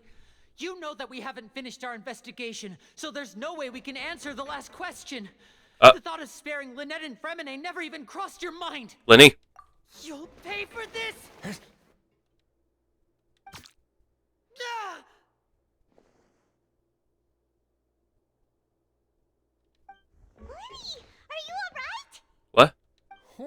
Close one. I owe you, Siegeween. That was a fantastic shot. What? It was nothing, Your Grace. She has a gun? Siegeween? Though this gun may look like a toy, it's actually fully functional, as I just demonstrated. The Melusine's packing! Siegeween... You... Are you his accomplice in all this? Not at all. I am merely a resident of the fortress, and thus protecting it is my duty. I give you props. You have risen to the top as one of my favorites for having a gun. When Monsieur Nervulette asked me to come here, he told me that my job would be to take care of the well-being of everyone here. I am merely discharging my duties. But if you mean what you just said, then isn't Linny someone you should be looking after as well? Isn't he a resident here just like the rest of us? If you're close with Nervulette, why not learn a thing or two about virtue from him? But I really am just doing what Monsieur Nervulette told me to do. Everything I did, I've done to protect them. Had I not, they would be in far more dire straits right now. His Grace knows it too, right? Your Grace? Mind proving my innocence to them? Please do. I've encountered too many innocent, cute-looking things that turn out to be evil. My dear Siegeween, whatever shall I do with you? Would it have killed you to just wait another minute or two? Well, it's nearly time after all. The way you do things can be truly frustrating sometimes, Your Grace. I figured I should try to talk some sense into you. You think she'll be a catalyst user that uses this gun? I think catalyst or sword. But maybe actually bow. Bow, but it's a gun. What are you talking about? What time? Okay, what time is it? Take me if you want. Let them go. How touching. Can you just give me one more minute? Don't be like that, Your Grace. God damn. All right, everyone, calm down. 2 more visitors will be arriving any time now. I'll go get a cup of tea. Miss Siegeween, I leave Miss Lynette in your care. You... What are you doing? I believe I hear footsteps. Ah. Oh. Some space, please. That is not who I expected to come through the door. Ah, Miss Clarand. My door. Fremine... Fremine... What's going on? What is Clarand doing here? Work. I see. I'm sorry about shooting you, Mr. Linney. The tranquilizing effect will begin to wear off soon. Please take it easy in the meantime, though. What happened to Fremine? Wasn't he diving just outside of the fortress? Why is he looking like this? These symptoms. It can't be.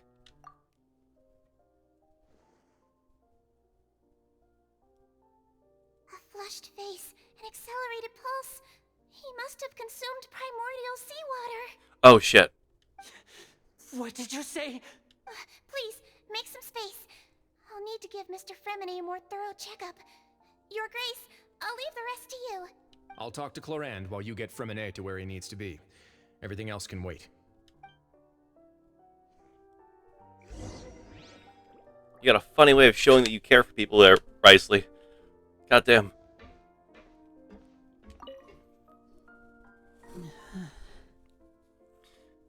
Oh, thank you for the hydrate. Gives primordial seawater. Too soon! Too soon! This precious little lad's gonna probably die.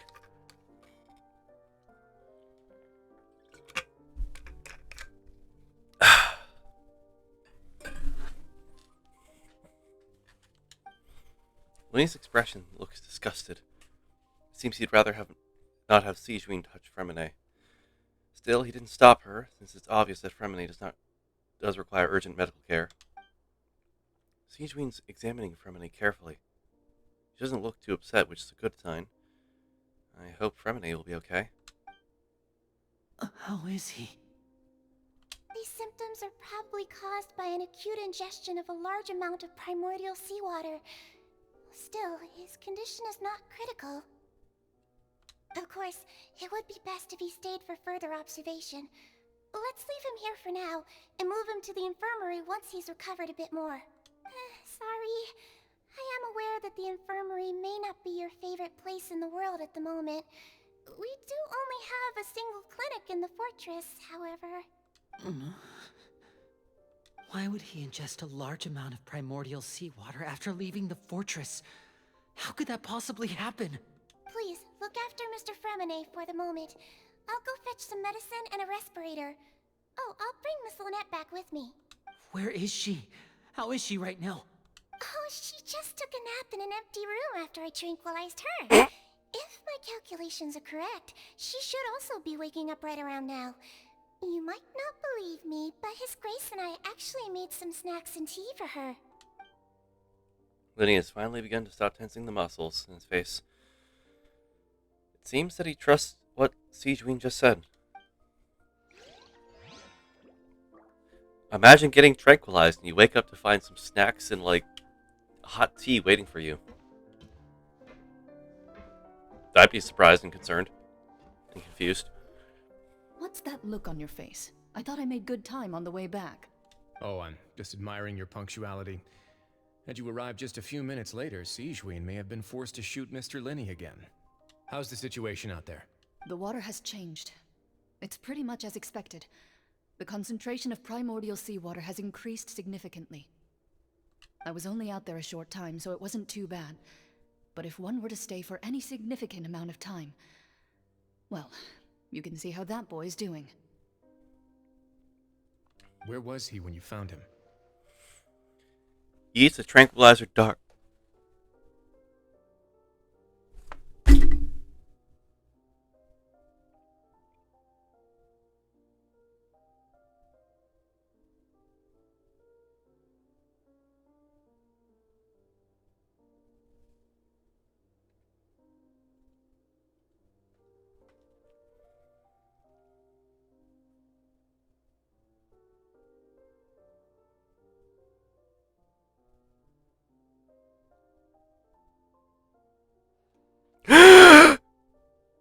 I'm awake. Oh, hey, snacks. The abandoned zone at the end of the pipes. A good distance into the water.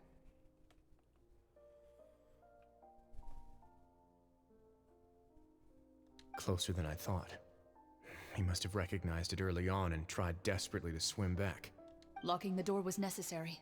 I don't think we could have saved two. Well, I did try to convince them that I had my reasons. Never seems to work, though. You expressed it somewhat of a villain theming. It would probably work on Neuvillette. He has a knack for picking out who had good intentions, even when the outcomes were all terrible. It's a bad sign if you're having to plead your case to Neuvillette. Want some tea? Not particularly. If you want to drink some that badly, just say so. Fine, I'd like to get some tea. Want me to get you a cup too, since I've already made it? Might as well then, I suppose. Actually, do you have a towel? I would like to dry my hair.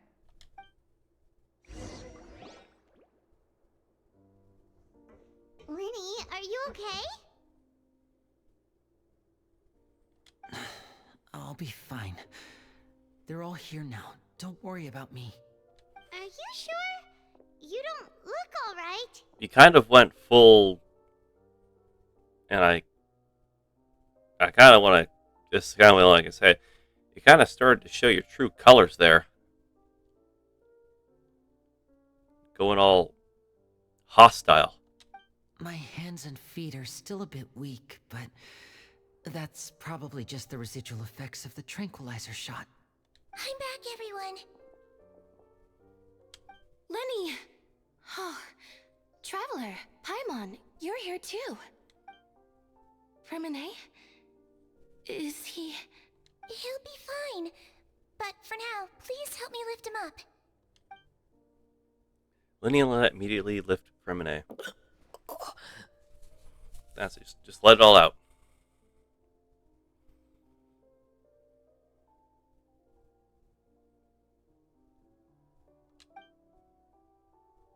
His breathing's beginning to slow down. Give me a hand and help me get him to the infirmary. Yeah, I'll take him from this side. Lynette, together? On it. Traveler, you seem pretty worried about him. Want to come with us? Yeah, very well. The Duke and Clarande are gone. I heard them saying going to get tea. They probably went to get some tea. The Duke will explain the truth in just a bit. Miss Clarande will need a break, since she only just returned from rescuing Fremine out of the sea. Clarande saved Fremine from the sea. Just what happened there?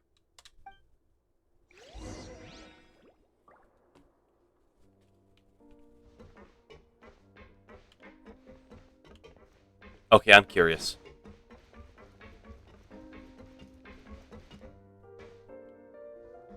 Damn, he's got a nice office. Could I tempt you with some sugar for your tea?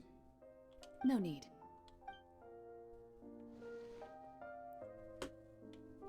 Impressive dialogue.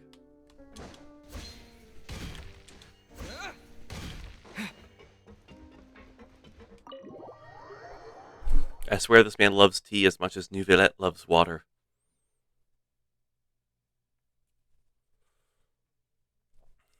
Yeah, pretty much.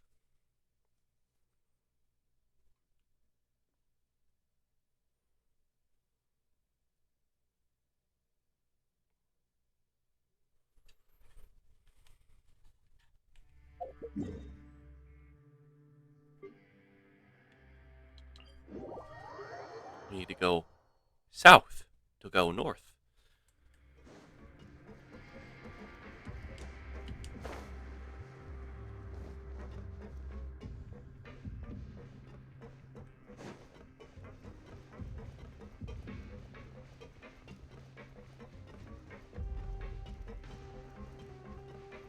Oh, hey, Glenn. Pops his head out from the brass flooring, but it's his head that stays there.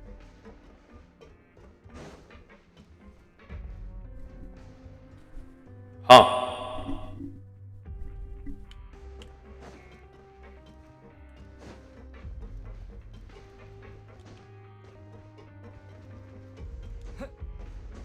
Come on, Fremine, don't dissolve.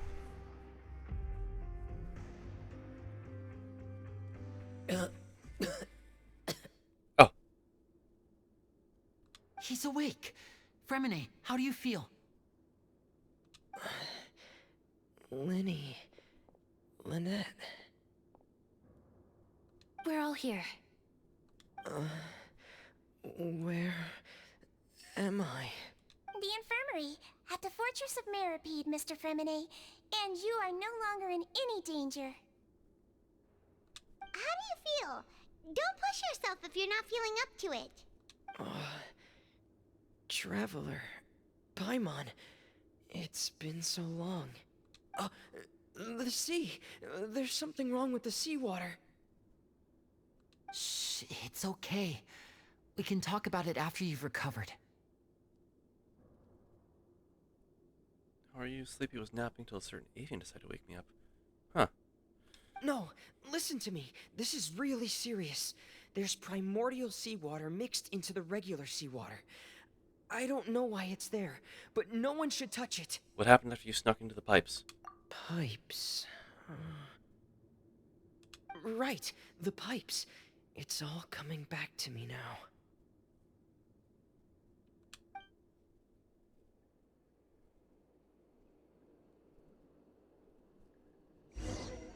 Wait. Are we playing the flashback?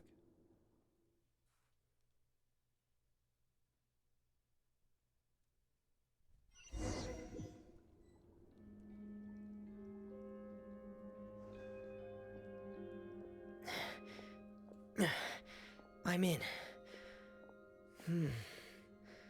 Seems like this pipe hasn't been used in a long time. It looks abandoned.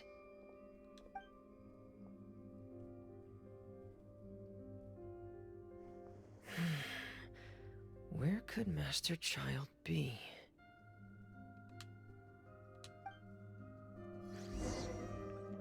Yo! Okay, we're doing... I like this. We're playing a flashback. That's actually kind of cool. Hell yeah. Oh, why isn't he using the bell, though? Let's take a look. Wait, what we got here? 82 out of 90. Oh my god. The Royal Greatsword. I think the bell would have been better.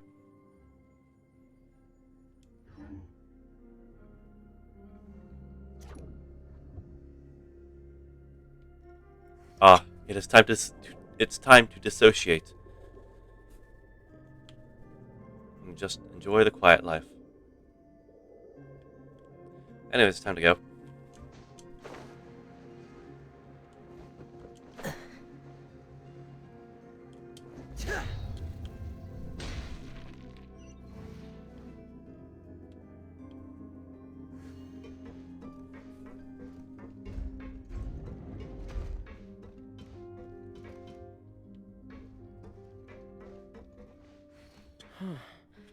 This mechanism looks like it's been tampered with.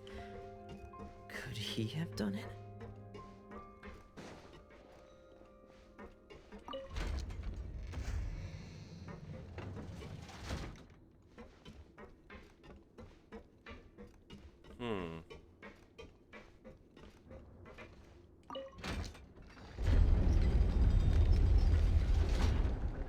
I see.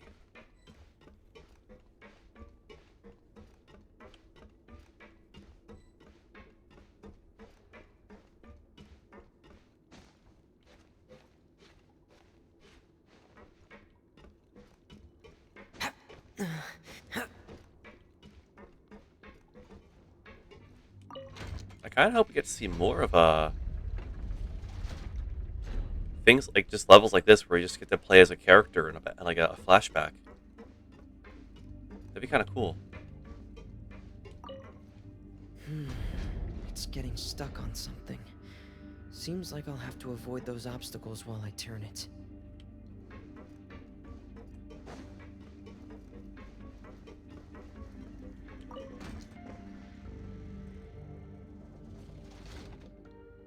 It all makes sense now.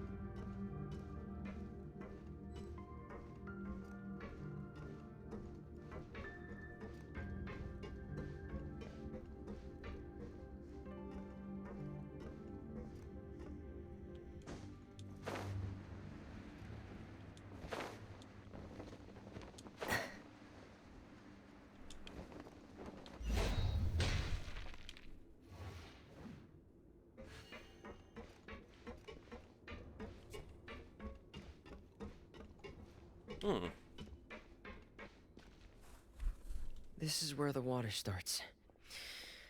Okay. Master Child probably dived into the water. I'll go take a look as well.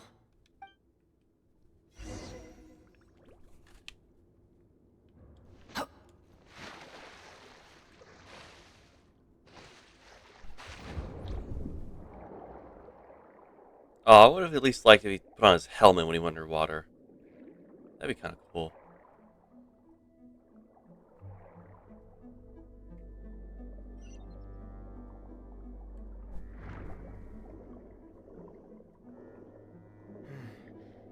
The vegetation here is a bit more sparse.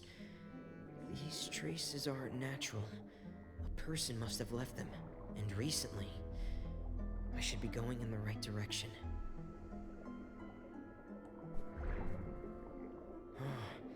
There are traces here too.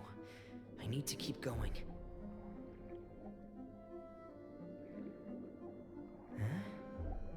traces are gone. But I don't see where he could have gone from here. Wait. What the?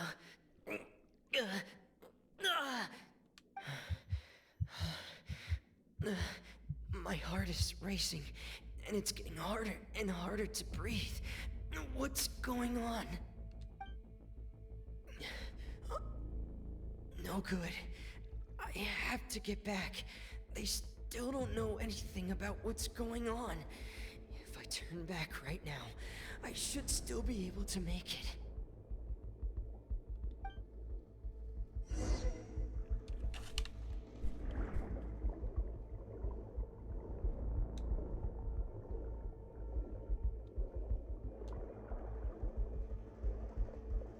Oh shit! Oh god! I'm bleeding out.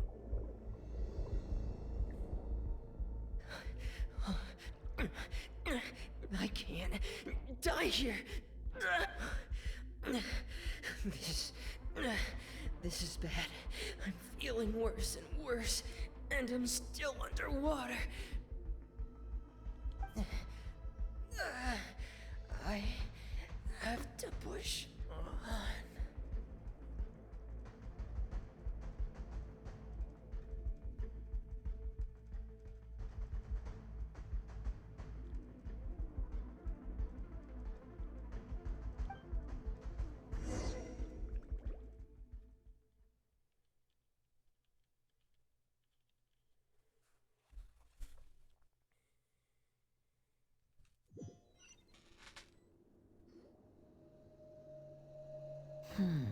So, in other words, the trail you were following vanished, and you had no idea where Master Child could have gone.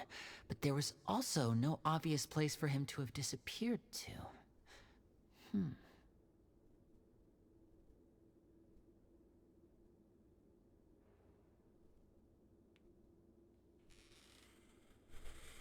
By the way, Boofy boy, at the rate of progress you're making, I don't want to get anyone's hopes up, but just wanted to point out that you might be able to start New Villette's story tonight, even if you don't finish the story tonight. That's okay because you'll have a head start and then be able to jump right into Risley's story next week. Mentioning this since the 4.2 special program could possibly be on the 27th. All right, thank you for letting me know.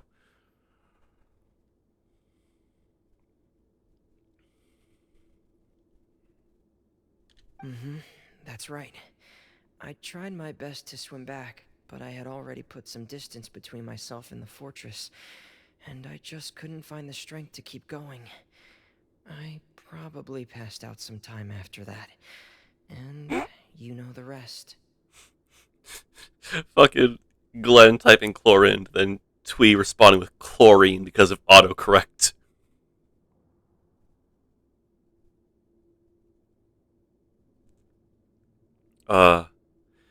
Should I implement like a transparent like chat overlay so everyone can see messages that come in from the chat? Let me know. Miss Clarande brought you back, but we also don't know why she just suddenly appeared at the fortress, or why she went out to save you.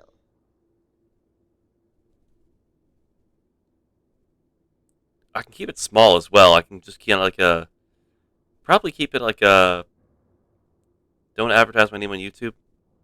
Oh no.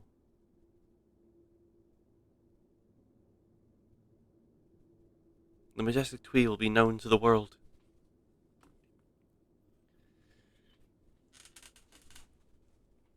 Twee, I will mention you have I mention your name whenever I chat.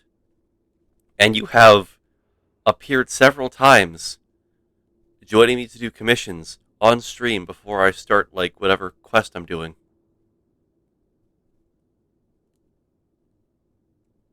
I'm literally talking about you right now. This will go up on YouTube. I don't edit these Genshin VODs. Is all this being recorded?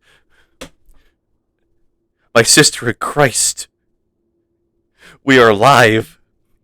You are being caught in 4K right now.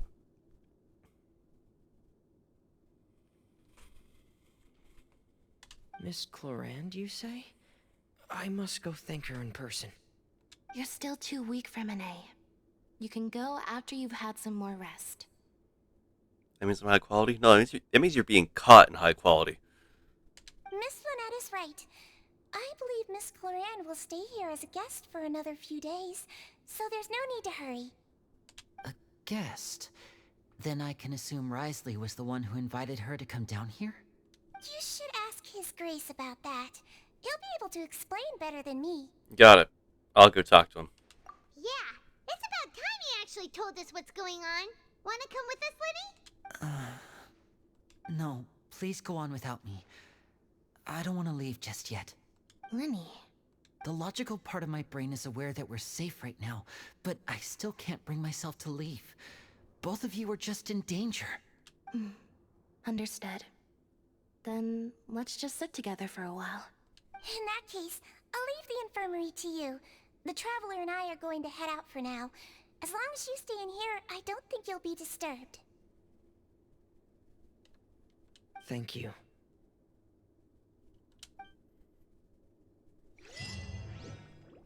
The deluge. I'm so sorry, Lenny. I'm also really sorry, Lenny. I should have been more careful. Don't say that. It was all my fault. I was the one who should have been more careful. You two were nearly... If I was stronger, maybe I would have already found Master Child. No, how can you say that? Huh? I'm sorry. What I'm hearing is, we all dropped the ball at some point during the mission, so the responsibility falls on all of us. Isn't that right? Yeah, that's right. It's on all of us. Lenny, we understand that you're worried about us, but we're worried about you as well. Please don't blame yourself. We want you to keep your spirits up. Yeah.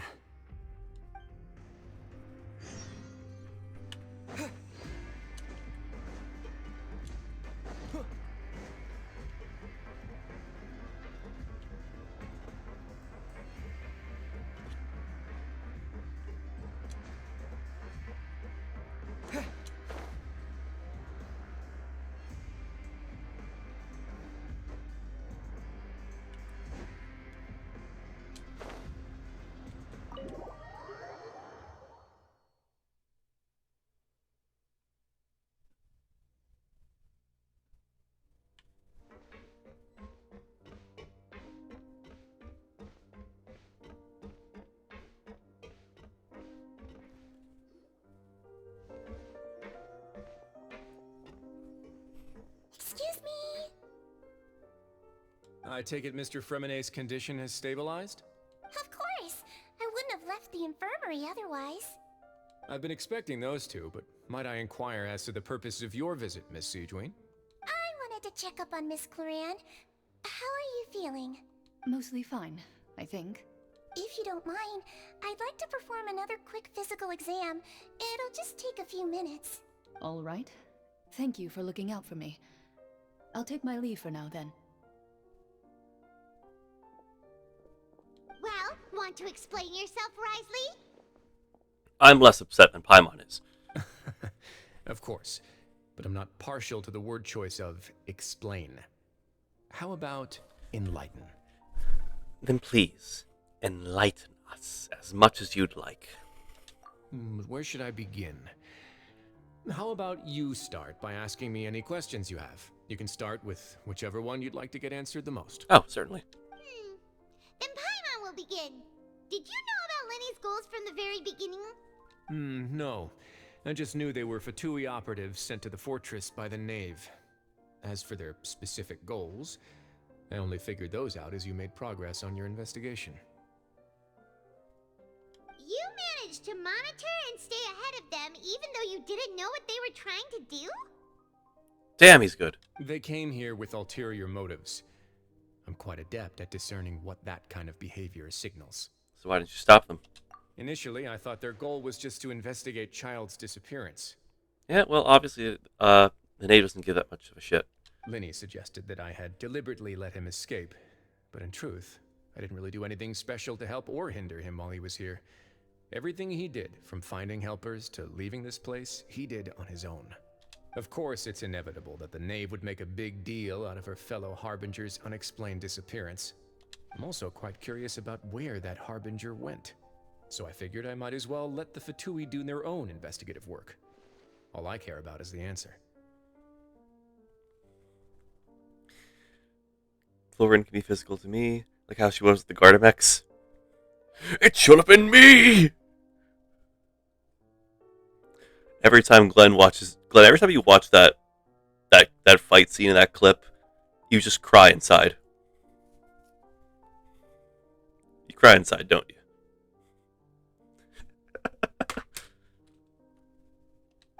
So you were hoping Lenny's group would just do your work for you. You make it sound like that's a bad thing. Unfortunately, things didn't go as planned.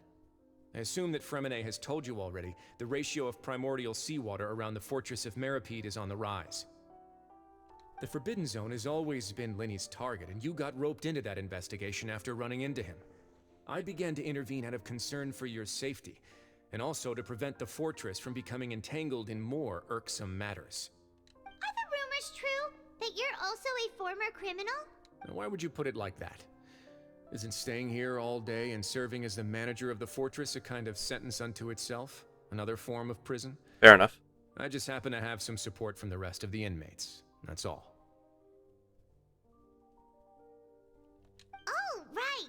Paimon wanted to ask, who invited Cloran down here? Me, of course. I paid her good mora to come down to the fortress for some field work. As a champion duelist, Miss Cloran could be considered to be an independent party.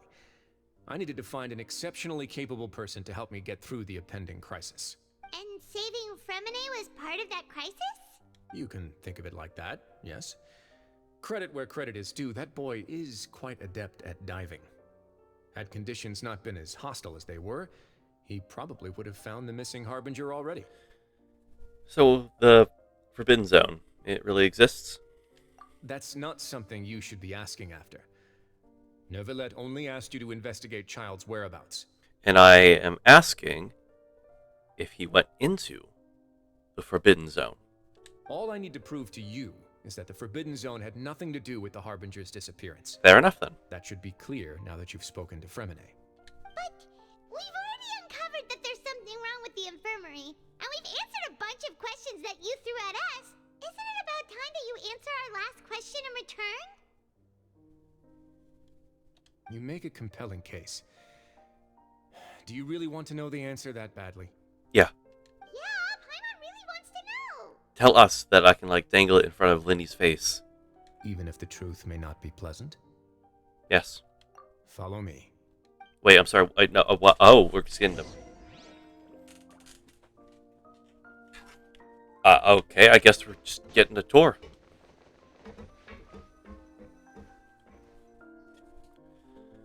Sneakily places a Wondermelon helmet on Boofy. Oh, it's sticky. There's a hidden door here? And a whole basement behind it? Huh. You're pretty good at hiding stuff, Risley. It seems you've forgotten just what kind of place the Fortress of Meripede is. Fair enough.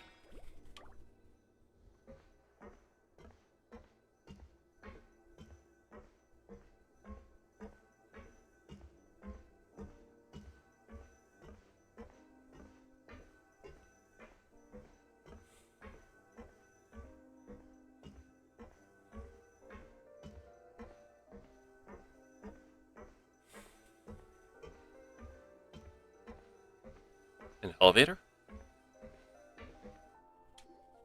Stand on the central plate. Understood. Wait, is there a secret mechanism or... Whoa!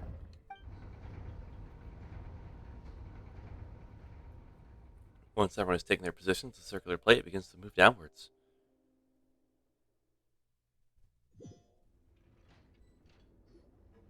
So, this is the Forbidden Zone? Honestly, for a place so well hidden, Paimon sure doesn't see anything special. And that is... What a huge door! There are 3 such isolation gates in total.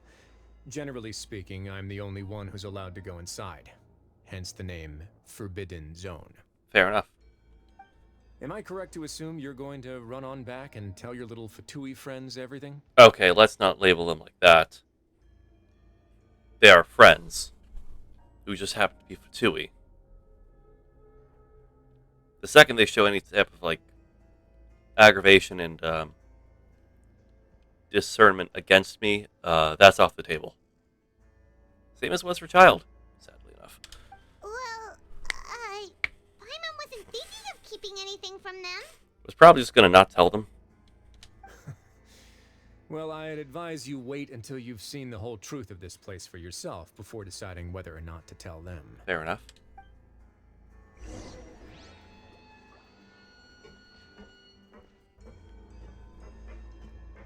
Oh, I'm only as myself.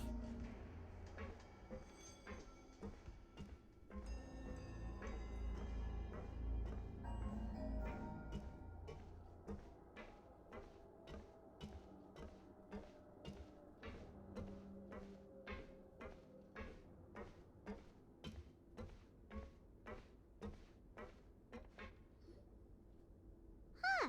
So there's a switch on the side. Stand back. Okay. Does the door swing open? Jeez, what do you got back here? Whoa. They all just went up one by one. And what's in the middle of the room? Go on, have a look. You're not gonna... Okay, you're coming with me. Also, hello, Daz. We're building up the dramatic tension by just walking towards whatever's gonna be in the middle of the room.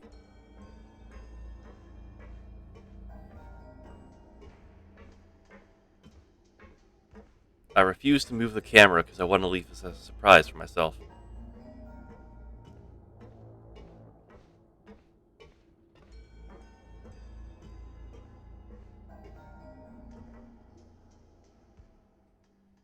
The room is really empty with nothing in here, which is quite strange on its own. There's also a device smack dab in the middle of the room, which looks like some kind of massive sluice gate. I've been interested in what lies beyond that gate ever since I assumed leadership of the Fortress of Meripede. Of course, it would be unwise to recklessly open it, but it'd also be risky and negligent to simply ignore any potential danger that could be behind it. The readings on that dashboard have not budged since the day when I first laid eyes on this place. But over the past year, the needle has crept upwards from its original position, likely because some parameter it's been tracking has changed, if only infinitesimally. Normally, I would have ignored it, but I happened to have some free time when I noticed it, so I investigated. Any guesses what the reading could be tracking? The water pressure. Very reasonable guesses. I've considered both of those as well. Unfortunately, our dashboard is tracking something less ordinary. Primordial seawater. The temperature should vary with weather and climate changes, so for something that rarely shifts, the water pressure is more likely. We ran a few tests to increase the pressure from the outside, but the readings didn't change at all.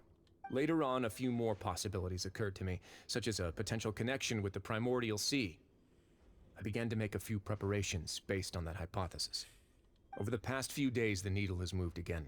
With that, and the symptoms that Fremine displayed after leaving the fortress, I can now confidently conclude that the readings represent the concentration of primordial seawater in the seawater nearby.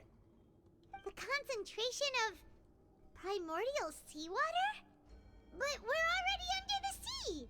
And that is precisely the problem. We're at the bottom of the sea, and now we're surrounded by toxic seawater. Somehow, primordial seawater got mixed in, and the concentration is steadily rising. Primordial seawater is continually leaking into the sea. Yes, that's very likely. Oh, it Risley. God, that's okay. That's a fun way to like say his name. But forget about the two of us. Not even Neuvillette knows where the primordial sea could be, much less where we could find and plug a leak. Oh. Oh! Seems like you've figured it out. I believe the primordial sea lies directly beneath this sluice gate. For some reason, the primordial seawater levels have risen significantly, and it's now very close to us. The indicators are now red. Although the gate still stands, some primordial seawater has already leaked out and mixed into the sea around us. If this continues, soon it will no longer be able to hold back the primordial sea at all. If this gate falls, all of Fontaine will fall with it. Yeah, you know what the legends say. If this place falls, then everyone in Fontaine will be turned into puddles in the span of a night. But that's just too weird! Why would the Fortress of Meripede be built right above a sluice gate for the Primordial Sea? Who built this place anyway? Your expression tells me you think this might be part of a vast, complicated conspiracy. To be honest, you might find the actual answer may be exceedingly boring. Go ahead. It's just that the secret of the Forbidden Zone had been long forgotten by the nation before I rediscovered it with my research. There's no single founder of the Fortress of Meripede in any traditional sense. What we know about its history has been left to us by the people who used to live here. When the previous Hydro Archon Egeria ruled the land, all convicted criminals from Fontaine were exiled. The people drove the criminals away like a wolf pack chasing away the banished. The criminals received no sympathy of any kind from the people. They were exiled to the desolate seaside, where they experienced only pain, struggle, and the bone-chilling cold. Some of them began to repent, and prayed to the Hydro Archon, asking if there was still anything they could do. The Hydro Archon took pity on them, and said, "You may go guard my secret, deep underneath the waves." And so, leaning on the power of the Hydro Archon, they gathered underneath the sea and began to build a fortress. They became a community down there in the deeps, and over the years helped it to grow. As the number of exiles increased, more and more people joined the community. When the first group of exiles died, they left the yet unfinished fortress to their successors. The Hydro Archon continued to lend her support, allowing the fortress and what it stood for to continue growing ever larger. Before long, this dark underwater fortress became the sinner's only home.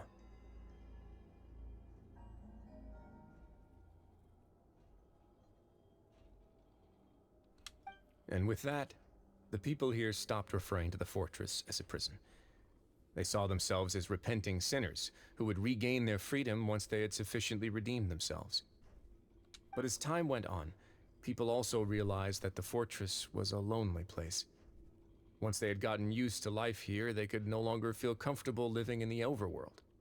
Once they had finished serving their sentences, some people left and some others chose to stay. They'd find some idle position and let their withered souls fade away with the ancient secrets of the past. After many, many centuries, few people still remember the reason for the fortress's founding. Now they just see it as an integral pillar of Fontainian society, as the place where criminals deserve to be sent. Now and again, researchers manage to break one law or another and live out their days in the fortress. I learned all this from an elderly historian. Everyone else just thought he'd made it all up. But now you know every part of that history is true. Indeed. It's just as the prophecy says. If this gate fails, then everyone will be dissolved into the sea. Do you believe in prophecies? To be frank, not really. But sadly, that hasn't stopped this prophecy from proving all too accurate. Thank you for the posture check.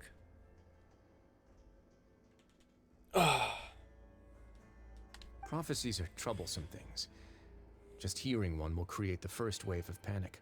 Seeing signs of it will bring about the second, and actually witnessing it in real time, the third. So, as the Duke of Meripede, just what do you plan to do about it? Let's go somewhere else. I want to show you something. Ah, Glenn, thank you for the hydrate. Been a lack of 5 hydrates recently. This is it. Your Grace, perfect timing. The results from our last round of experiments have... Wait, Jurier, he's not alone. Huh? Lorvine and Jurier? No need to panic, you two. I've already told them about our plan. What? After you warned us not to tell a single soul about any of this? I'm kind of special. I'm skeptical as well. Are you sure they are trustworthy? Do you want me to go punch a god again? The results speak for themselves, don't they? These two may already know more than you could ever imagine. All right then, if Your Grace insists. They seem harmless enough, so I'll trust them for now. Well, how about some reintroductions? This is Jurier, one of the highest-ranked researchers from the Fontaine Research Institute. He used to work under Edwin. I trust that you've heard of Edwin? Ed who? He's the one who blew the whole institute sky high. Everyone knew he was a bit crooked in the head, but you're not local, so I guess it's possible for you not to have heard of him. I haven't even been to the Institute. Edwin's main areas of research were archeum and gravimeters. As his assistant, Jurier is quite familiar with them as well. I hired him to be my technical consultant. You want to blow up the fortress of Meripede? Ah, what a lovely idea. I'm already imagining it in my head. Gotta admit, I'm tempted as well. Guys, focus! Focus! That taskmaster over there is Miss Lorvine, and is also one of my technical consultants. While Jurier used to be Edwin's assistant, she used to be Jurier's assistant. Ooh, are they together? Was that really necessary? See, everyone keeps asking this question. Are you too sure you're not a couple and just using your work as a convenient cover? Your Grace, I am not in a relationship with this man. If I dated her, I'd officially be madder than Edwin. Jeez, forget I said anything then. Follow me. Whoa, there's another door that goes right up. Your constant amazement makes it seem like the fortress can do anything. Well, it is Paimon after all. She's easily fascinated. But Paimon really thinks everything's super cool. Is this just a normal room? Well, let's spice it up a bit. And here you go. Holy shit. Wait, this is... What a huge ship? This is also a production zone that Paimon's never seen before. What's going on? How much do you know about Fontainian history? Not much. Not much at all. Well, then maybe you haven't heard the story of ancient Lemuria. To give you a quick rundown, Fontaine used to be ruled by the Lemurian dynasty. According to legend, the Lemurian king Remus came to this land after being inspired by divine revelation and found the seer Sibila, who had taken on the form of a golden bee. Taking the golden bee with him and riding on a huge ship, the Fortuna, he created his nation above the surging waves. He called his nation Lemuria and used the Fortuna to incessantly search for new tribes and islands, calling on them to join his empire. There's a ship in this story too? Where there's water, there'll be ships. People believe that hope can always be found at the end of a voyage. Do you believe that too? To a point, I think. As you've already seen, I have a whole factory's worth of labor, materials, and technology at my disposal. Certainly can't hurt to give it a try. So the moment I began to speculate that the Primordial Sea might lie underneath the gate, I also began this project. Were you inspired by the legendary Fortuna? Maybe. Fontainians need something to hold on to cope with the impending disaster. This is a plan for the ages. Were the workers to find out the truth behind this ship, riots would destroy the fortress faster than any catastrophe. As the fortress's administrator, I'd never make such a reckless call. Alright, that's enough talking for now. I'll need another 3 cups of tea to soothe my throat. Do you have any other questions? This information can't get out to the Knave then. Knowing the Fatui, if the Knave was to release any of this information, or receive this rather, she would just weaponize this and then throw the whole entire nation into like a panic. And then would offer aid from Sneznaya to turn a profit. Seems like you're good. Come on, I'll take you back. Yes, dismiss what I said.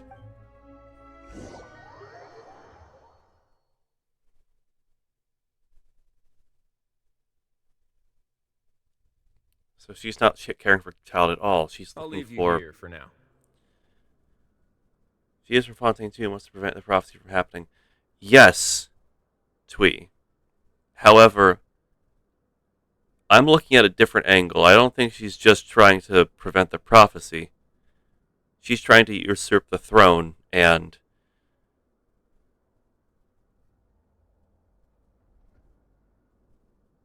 I just realized Risley's and drinking tea is an idle animation. Damn, it is a missed opportunity. Oh, thank you so much. No worries. But don't forget, it's up to you whether or not you want to share what you just saw. What you do from here on out will likely affect those three as well. He means that my actions will now decide the next steps Linny's group takes. In other words, if I want to tell Linny the truth, I must make him understand that we can't afford excessive conflict right now. Yeah, we'll put a lot of thought into it for sure. Yeah, we will. Great. I look forward to what happens next. Oh yeah. The knave isn't just gonna be like looking to prevent this prophecy. I think she wants to usurp the throne and have everyone abandon the Hydra Archon Focalor for what, and just see her as nothing but a helpless deity, when the power of Snezhnaya can assist and do better. And she wants, if she rules, she has an entire nation that will follow under the Fatui.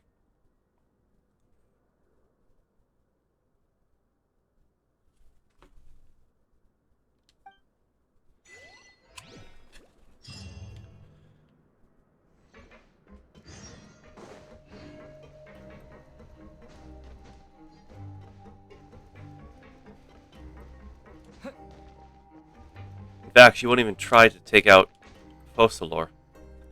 Or Farina, for that matter. Oh, hey, we're back. Welcome back. Do you want a cup of tea?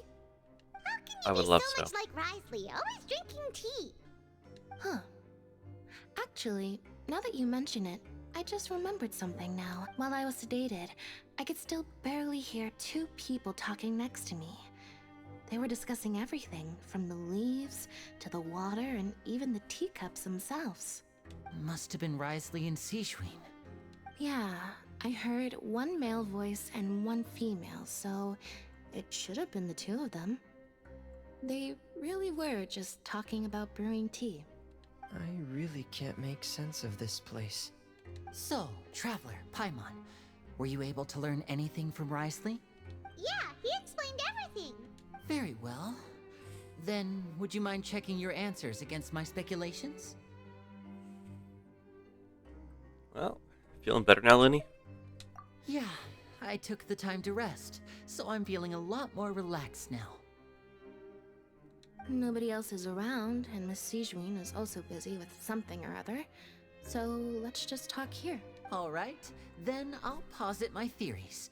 I asked myself 3 questions. Firstly, why was Fremine affected by the primordial seawater? It was because he dove into the sea. My theory is, the long-lost primordial sea is probably very close to the fortress of Mirapede. Ooh, he's good. He got that right on the first try. That's our Linny. Secondly, Risley's attitude changed dramatically during the course of our stay here. He ignored us completely at first, then suddenly roadblocked us. Why? I spent quite a long time thinking about this. If he has been monitoring the Fatui since the very beginning, he probably ignored us at first because he was hoping we could find Master Child for him. Damn, you're good. What's more, the Fortress of Mirapede is not part of Fontaine's court system, nor does it report to Udex Nervulet. Risley is basically the king of a no-man's land. As long as the fortress doesn't do anything about Master Child's disappearance, Father can use it to pressure the Fontaine authorities. And while the two factions are pitted against each other, Risley will be free to move between the parties of interest. If I had to guess, he probably has something that he's working on himself. It's likely related to the secret of the infirmary, but I just can't think of what it could be. Linny, your grasp of the big picture is amazing.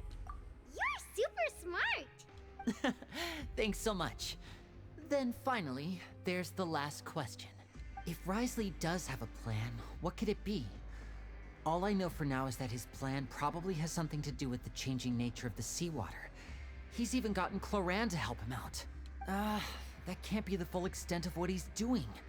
There's probably a secret passageway behind the block in the infirmary, and there's something big in the fortress that most people here never get to see.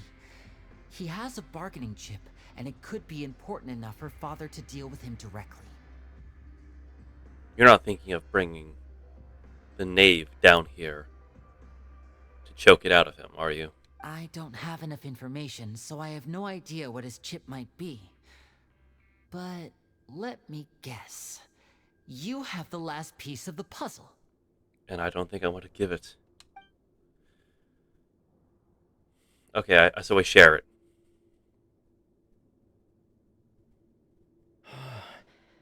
I can't believe it. The sea will engulf everyone. Just like the prophecy said. Could Risley have wanted to meet Father to figure out a way to deal with this crisis? Possibly. If you remember, I once mentioned that Father sees the House of the Hearth as her base of operations, and she truly wants to resolve the crisis. I doubt it, so. But how could Risley have known that? Or perhaps he didn't know, and just wanted to bring Father over to his side? Which could be why he said he just wanted to negotiate. Yeah, that makes sense to me. I understand your concerns as well, Traveler. I'll figure out a way to pass this on to our father. No matter what, we're on your side. The two of you have already aided us far too much. We probably wouldn't be standing here right now if not for you. If you ever need anything else going forward, please come to the House of the Hearth at any time. I have reservations against going there, but if you're there, then I might as well try. Though you may not share the sentiment, after all that we've gone through together, the three of us basically see you as family now. What's family without some weird complications? You have my gratitude. Thank you for protecting Linny when it really mattered. And thank you for sharing the secrets of the fortress with us. We didn't think you were going to do it. I didn't think I was going to do it either. Why are you being so formal all of a sudden? We can work together again if necessary. Given your strength, you might not need our help at all. But if you are ever in danger, we will try our best to protect you. Aw, the sound of that makes Paimon feel all warm and safe inside. What was that? Paimon's hungry. I got some pocket chicken. Oh, you've done so much already. Go get some food. Alright, then we'll catch you guys another time.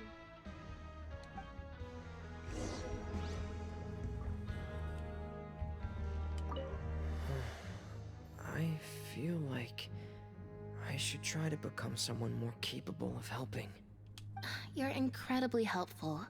Lenny thinks so too. Yeah, you two are always telling me not to push myself, but aren't you just like that as well?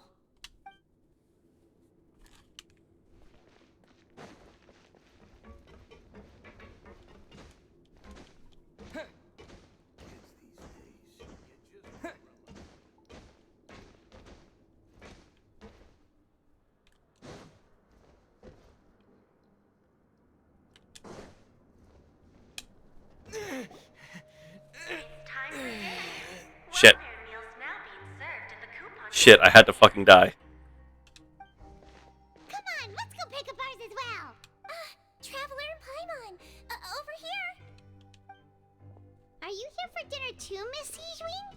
And I'm taking the opportunity to prepare Miss Cloran's dinner as well. Huh.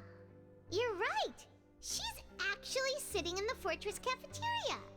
What would you like to eat? Can I get the fish and chips? Yep, you can. I've already talked to our chef, Mr. Woolsey. It's all on me today, so you can get whatever you'd like.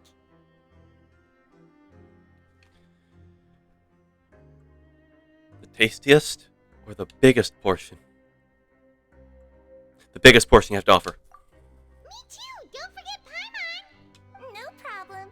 Just leave it to me. Oh, bursting with flavor. Drinks over. Okay, those shakes taste pretty terrible. So delicious. The shakes are a 5 out of 10. but they go well with the fish and chips. Free dinner's the absolute best. Is this how it feels to be freeloaders? Wait a second, we did do plenty of work after all. I mean, you are a freeloader. Feeling full yet? How's the food? Delicious. Besides, I mean, everything was super delicious. I'm so glad to see you all so happy. Oh, see, the expression on your face just now? The muscle here just moved, which suggests that you're feeling quite relaxed at the moment. You think that's why Risley ignores the shake that Sijuin gives him in favor to his tea during the Fontaine teaser? That makes more sense now that I think about it. Sijuin, do you do this to help your patients or to better understand human beings? A bit of both, I suppose. I'm a Melazine, which means I'm very different from human beings. I must know what you're thinking if I want to take good care of you. You're really good at taking care of people. Even though you're so short, you still talk and act like an older sister. Really? You're reminded of an older sister? That's great to hear. Oh, and what did you mean back in Risley's office? When you said that you were protecting Linny and his siblings as well? Oh, that. I just asked His Grace to look out for those children, especially that diver boy. I was getting a bit worried after hearing that something was wrong with the water. Thankfully, Glorand is very strong and managed to save him in the nick of time. His Grace also sealed the pipes after Glorand left, to make sure that Linne wouldn't impulsively chase after his brother. Smart. Although the path was blocked, we still stationed some guards there to stop anyone from approaching.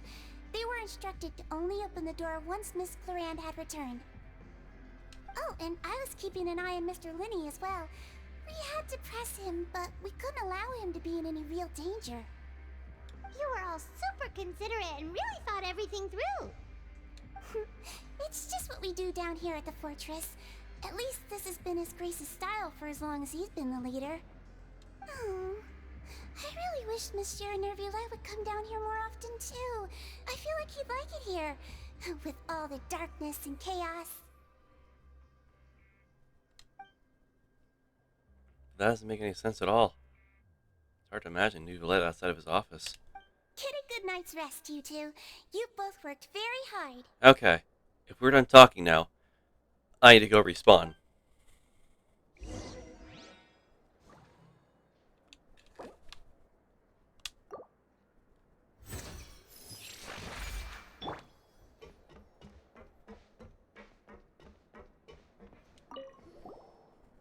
Glorand! Ah, it's you two. How's dinner? It's all right. Miss Sijuin really put in a lot of effort. So we heard that Risley invited you to come down to help, and you saved Fremine too! You sure work super fast! Oh, it was child's play. Still, Paimon didn't know even champion duelists could take on side jobs. Oh, and why aren't you eating with Sijuin and the Duke? Won't you get bored eating by yourself? Miss Sijuin was with you, and the Duke has business of his own. Actually, didn't Navia say that you went out for dinner with her as well? Yeah. First time in a long time. First time in a long time? So you mean you've gone out to dinner with her in the past? In the past, yes. You seem to be enjoying yourselves here. It's technically a work trip for us too. Things will be getting messy at the fortress soon. Don't run around unnecessarily. But I do that anyway.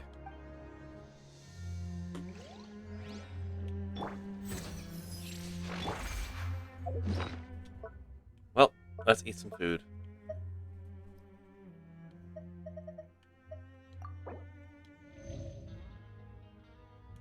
Oh, it really doesn't heal you. Wait. It's just fucking soda. It doesn't heal you at all.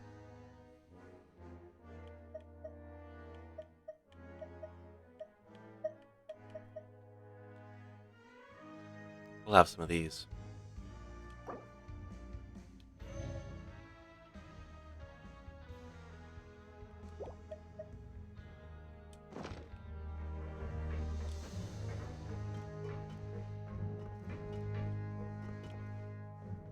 Guess we can't buy recipes at the moment. Despite us having... How many tickets do we have?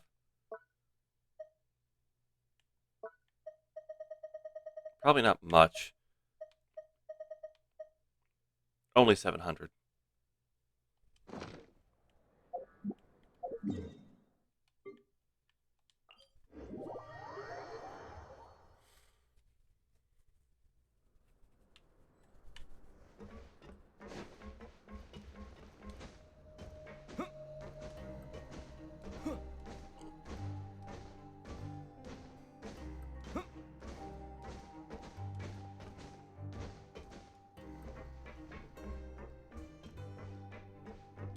Well, back to the dormitories. So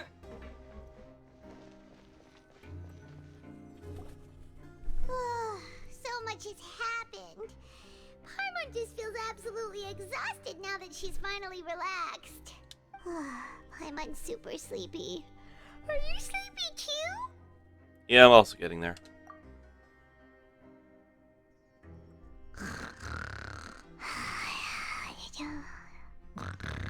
Holy shit. Still laying down Paimon animation? Wow, she really immediately fell asleep. Delicious. Paimon wants seconds for free. Good night. Out of my way!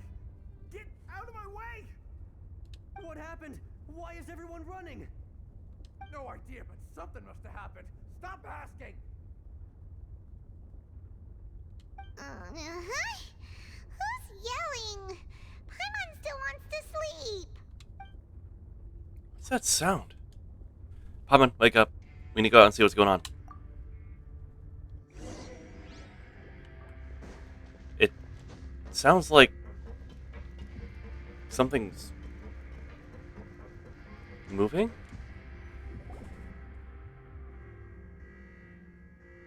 What happened? Why is everyone running around? Hey, what are you doing? No time to explain, mate. Goodbye. Hey, wait! What's wrong with these people? They won't even talk to us.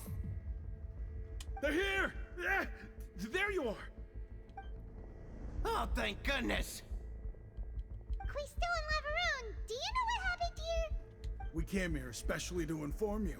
Something seems to have gone terribly wrong just now. His Grace is telling everyone to evacuate and get out of here. Laveroon was saying you two are new here and you don't have many friends, so you might slip through the cracks. Haven't you heard all the stories like that? An evacuation is successfully completed, yet you only find out once you do a head count that 1 or 2 people are missing. Wait, weren't you the one who brought that up? Why is it suddenly my idea? Hey, shut up! Okay, whatever. The point is, you should come with us. You said His Grace said to evacuate outwards? Yeah, he said to get as far away as possible, upwards and outwards. That means whatever happened must have happened down below. Oh, shit. Oh no, it can't be that thing! Whoa, wait, what? What? Hey, where are you going? We have to go find the Duke! You two just go and get out! Go on without us! Hey, hey! Be careful! I hope Laveroon's okay. Attention, please evacuate upwards and outwards, upwards and outwards. If you're already at the topmost layer, then try to move as far outwards as possible.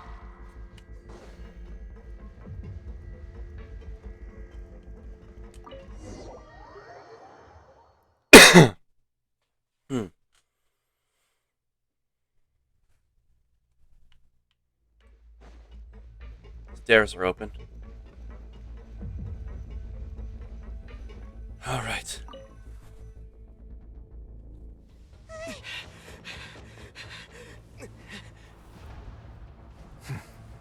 They're here. Just like I said.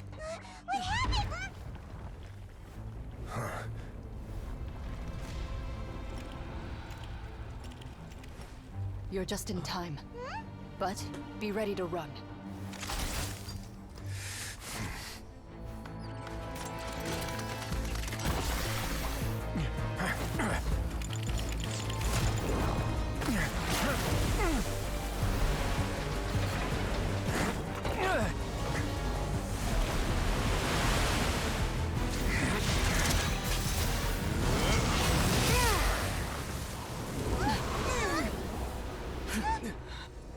That's not gonna hold.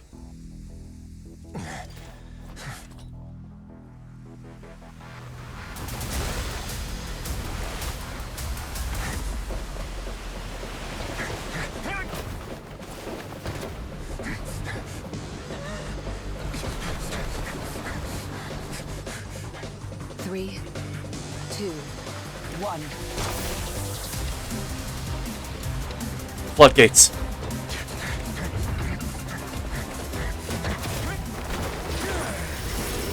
Ooh.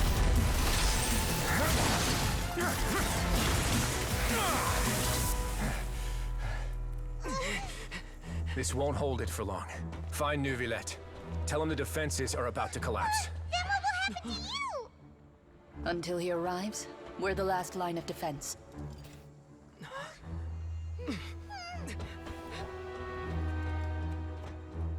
The gate. How long do you think it'll hold? That depends on us.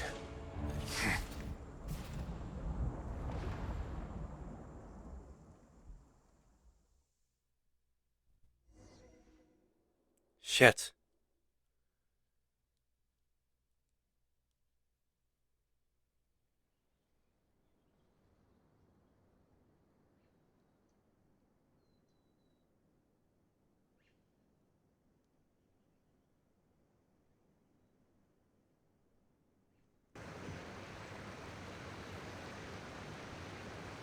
Neuvillette, why are you here? Traveler, I need you to head to the Opera House immediately. Farina will soon be meeting with the knave there. You must protect Farina, and make sure she doesn't spend too much time alone with her. Okay, you can explain everything else to me later. Will do. You have my sincerest gratitude. Great. Now our guard duty. This is gonna go one of two ways, and I hope it doesn't go the path of most resistance.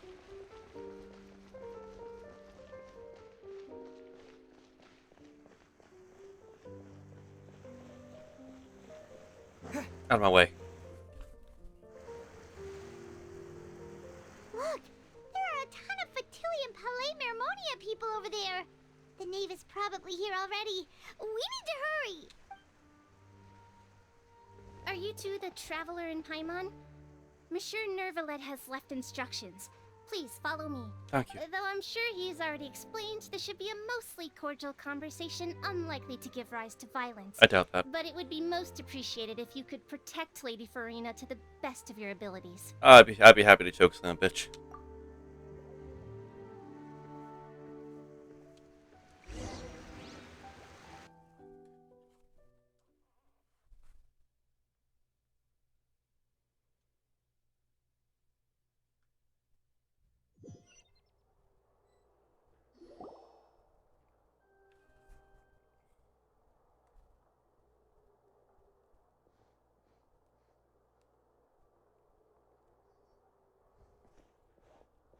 Oh, so you two are the honored guests Miss Farina mentioned. And you must be the knave. Of course, of course. How could they not attend a meeting such as this? I must always have 2 or more guests at my dessert table. Otherwise, the occasion would be too lonely and unbecoming of my station. It is my pleasure to make your acquaintance, traveler. I have heard much of your accomplishments.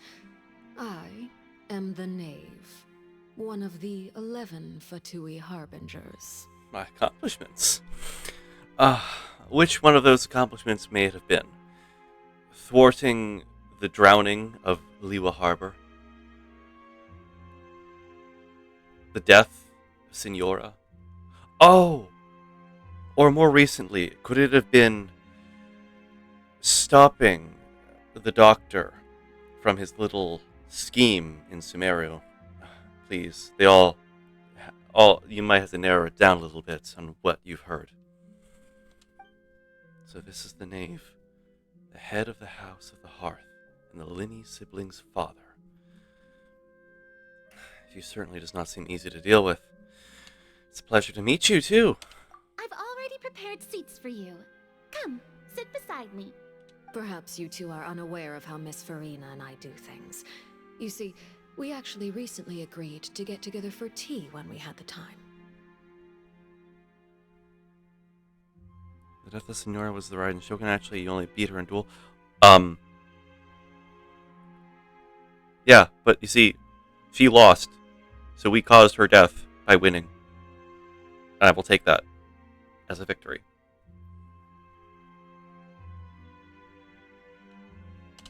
See this? This is a limited type of confectionery that Miss Farina simply adores. There are only 16 slices sold every day. Here, why don't you and Paimon have a taste? She seems friendly enough. Which I don't like. That can't be all that there is to her. The knave is a force to be reckoned with. We should be very cautious around her. Traveler, what do you think of this cake? Light, fluffy, not too moist, yet not dry. Perfect balance. I just want to avenge. Yeah, I wanted to avenge Venti. It's quite tasty, and I think Paimon agrees too. That's good to hear. So what Child said was on the mark after all. You do share a taste in desserts with Farina and I. Wait. Child should have no reason to have said something. Should have no reason to have said something like that. I wonder how he's doing nowadays. You must have heard, right? He's suddenly gone missing. I'm really worried about his safety, you know. Here's to hoping that he's an excellent swimmer. No one said anything about him swimming, but I have faith in his abilities. Since we're talking about him, I feel like I should add something. His martial prowess really looked certainly pretty impressive, yeah. Farina looks quite nervous. There must be some kind of bad blood between her and the knave. Oh, so you're also familiar with his aptitude for fighting, Miss Farina. Oh, right. I almost forgot. Child was subdued by Udex Nuvillette right in front of you. It was one of the funniest moments I've ever seen. Against ordinary people, my colleague would never be on the back foot. But alas, he just never imagined he'd run into such a person. I must express my admiration for Monsieur Nuvillette. Yeah, well, I've also had him on the back foot. I managed to find a few leads on his whereabouts. Coming from you, that's not surprising at all. Yes. But I thought you would be happier to hear the news. Of course, but it's still a bit of a shame. You see, I would have been far happier had I received this news somewhat earlier. As you well know, a long time has passed since Child disappeared. Who told you he disappeared? Well, in any case, there's no need to worry. We know for sure that Child is still alive. Oh, and just how do you know that? Because we found evidence that proved he left the Fortress of Meripede. And where did he go after leaving the fortress? Well... That's where the trail runs a bit cold. Paimon's statement just left us wide open. The Fortress of Meripede lies deep beneath the waves. Unless he pranced right out of the main gate, he must have had to swim for it. Do you have any proof that he surfaced safely?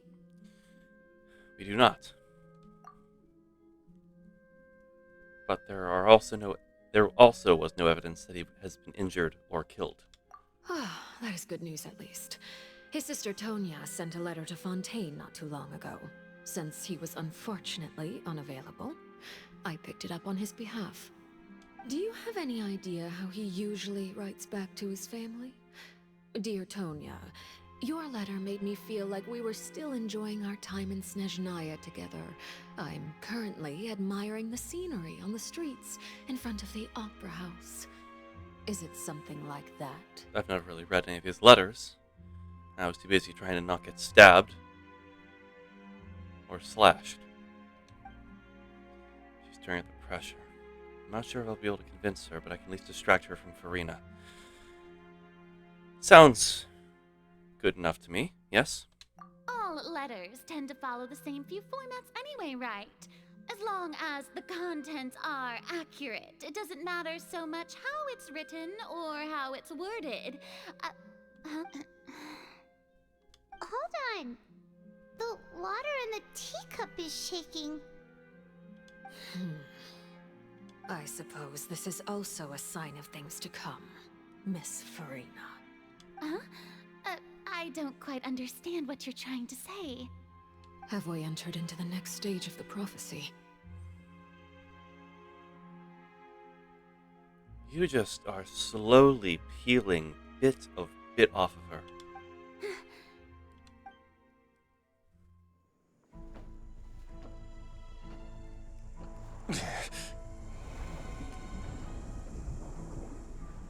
My thanks to you both.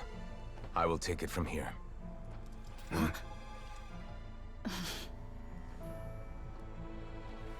Sure you don't need a hand? Quite sure. Wow. So, what's your secret, huh? Let me guess. Nah, who knows? Maybe it's just your sense of responsibility. Sounds about right.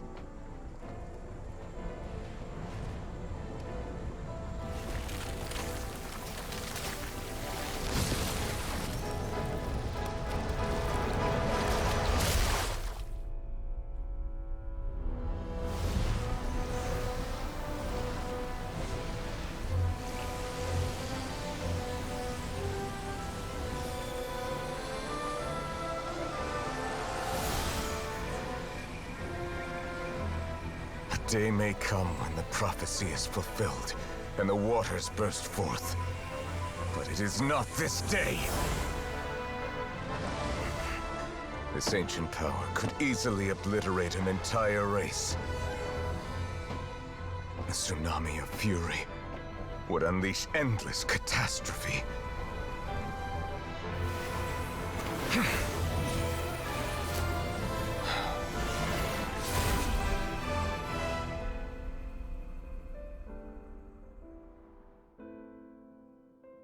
This sentence is too severe. Forgive me for overruling it.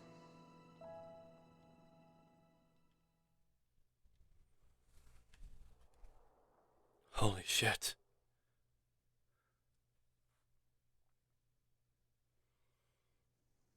That was fucking insane. Holy shit, that was awesome.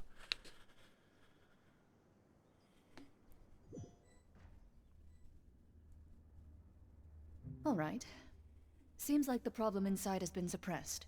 Let me guess. We're safe for now. Indeed. But only for now. I win this bet. You owe me a present. Very well. It was indeed just as you said. You made a bet? We made a bet on the size of your entourage. Cloran thought you wouldn't come down by yourself. I figured you would have at least brought a few people along for appearance's sake. It appears I underestimated just how confidential the mission was. Shouldn't you have gotten used to confidential missions by now? That's just how the courts operate. So what gift must the loser give? Tea? He already has tons of tea in his office. I'm thinking about a set of legal codices. That wouldn't happen to be a dig at my lack of legal awareness, would it? Well, I'm sure His Grace doesn't consider the fortress to be outside the law. I was under the impression the residents of a place like this would be uninterested in the legal codices. That was obviously a joke. Anyway, you've still got some unfinished business to attend to in the overworld, correct? No need to stay here if you have a pressing matter. We all know you can't leave Palais Mermonia for long. Thank you. I hope everything went smoothly with the Fatui Harbinger.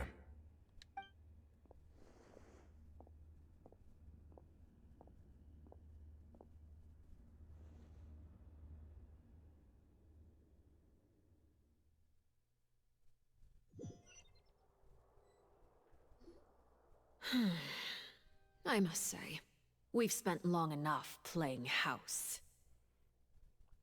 Miss Farina, as the Hydro Archon, I am sure you understand the exact meaning of the phenomenon we just witnessed. Or should I say, That's what I originally thought. But looking at your expression, was I wrong? And you haven't a clue? What are you trying to say? At this point, I don't think there's any more need to speak as diplomatic representatives. Allow me to speak to you now as just a Fontanian. You know the prophecy by heart, and also that every part of it is being proven true. Yet, here you are, relaxing, drinking tea, and eating desserts as if it's all nothing more than a few stray bugs in your garden. Do you really think that's acceptable? The prophecy's hanging above our necks like a guillotine. Every faction is looking for a way to either avert the disaster or save their own. Even the orphans of the House of the Hearth have devoted everything to saving their homeland.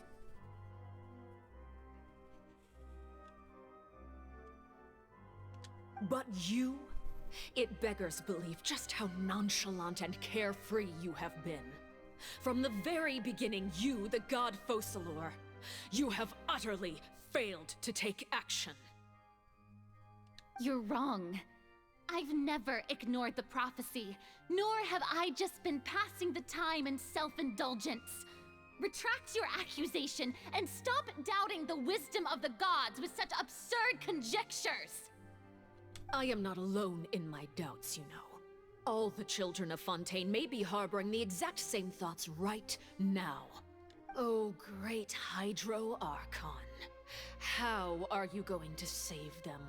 Save us? How are the people you've sworn to protect supposed to survive in a land that will soon disappear beneath the waves? I have my ways, and I've been working on them for all this time. Even if you look down upon me, you have no right to judge me. Fontaine will be saved.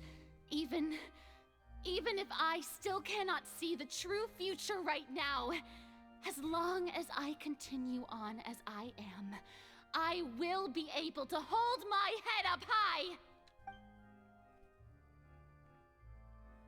Farina's not acting like her usual self.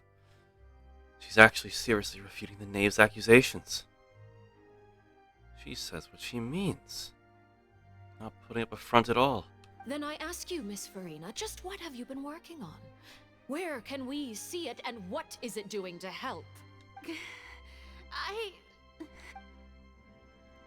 was it all a lie, or can she really not tell us? She was so full of conviction and confidence just now, but now she's deflated like a pop balloon. My machinations are just like the prophecy itself. They will only reveal themselves at the fated time. It is just that beings like yourselves are unable to perceive them as of yet. I see. As a god, the proof of your labor always lies beyond prying mortal eyes. Allow me to be so bold as to ask another way. Would it be possible for you to tell us the parts of your plan that are not confidential?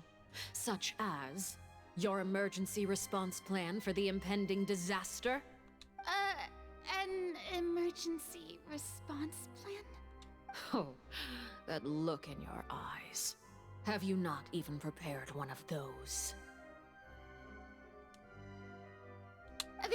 The emergency response plan is also strictly confidential. Then allow me to jog your memory. Miss Farina, what is the purpose of your Oratrice Mécanique d'Analyse Cardinal? And what do you plan to do with the massive amounts of indemnitium that has accumulated over the years? The Oratrice? It's just like it appears to be. So you also have no idea. If I'm not mistaken, someone's using it to prepare for something. But unfortunately, it would seem that someone is not you, Miss Farina. I first caught wind of this when Linny tried to investigate the Oratrice in the Opera House. You see, even just getting close to the core contaminated him with an extremely large amount of indemnitium.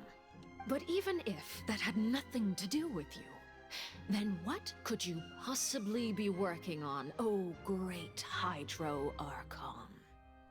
Oh, right. I almost forgot. Udex Neuvillette is not at the tea party with us today. Miss Farina, I suppose you must have ordered him away to take care of some troublesome business. Yeah, yes, that's exactly right. Please keep it a secret for me. Of course I will. Although, I must say, Miss Farina, you seem quite insecure without the Udex by your side.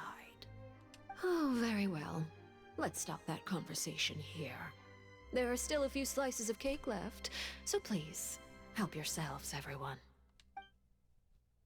These aren't topics I can't speak about. I don't even know what Neuvillette's task was. If I had to guess, he probably went down to deal with the surging of the Primordial Sea.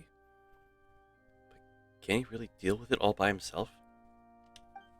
And is Farina being truthful or not?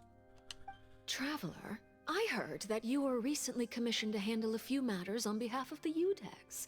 Why don't you take an extra slice of cake? Those who work hard deserve gratitude and praise. Maybe. The last time I had cake, I got put in prison. You too, Paimon. Thank you. Paimon will take you up on that offer.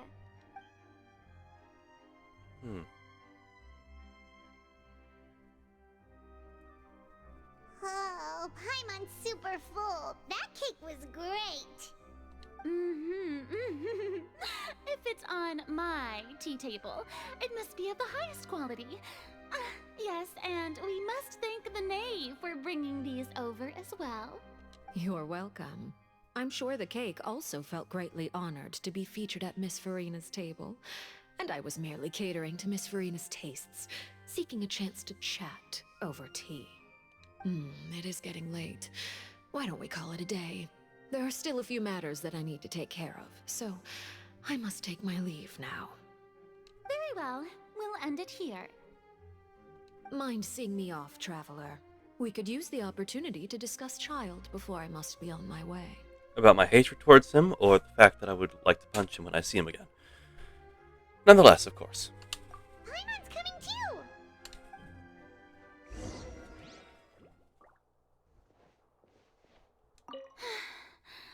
The tea party turned out to be even more difficult than I'd imagined. Why are you looking at me like that? Is something the matter? If there's nothing urgent, then I shall be retiring for now. I could really ask you about where my sister is.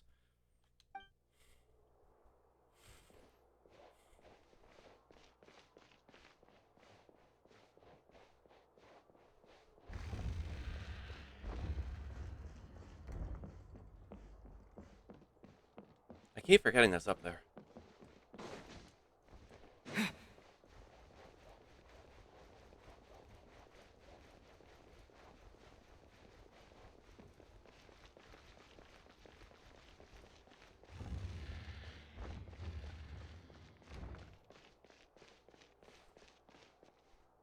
So what bone-chilling scene do we have here? For what facade shall she reveal?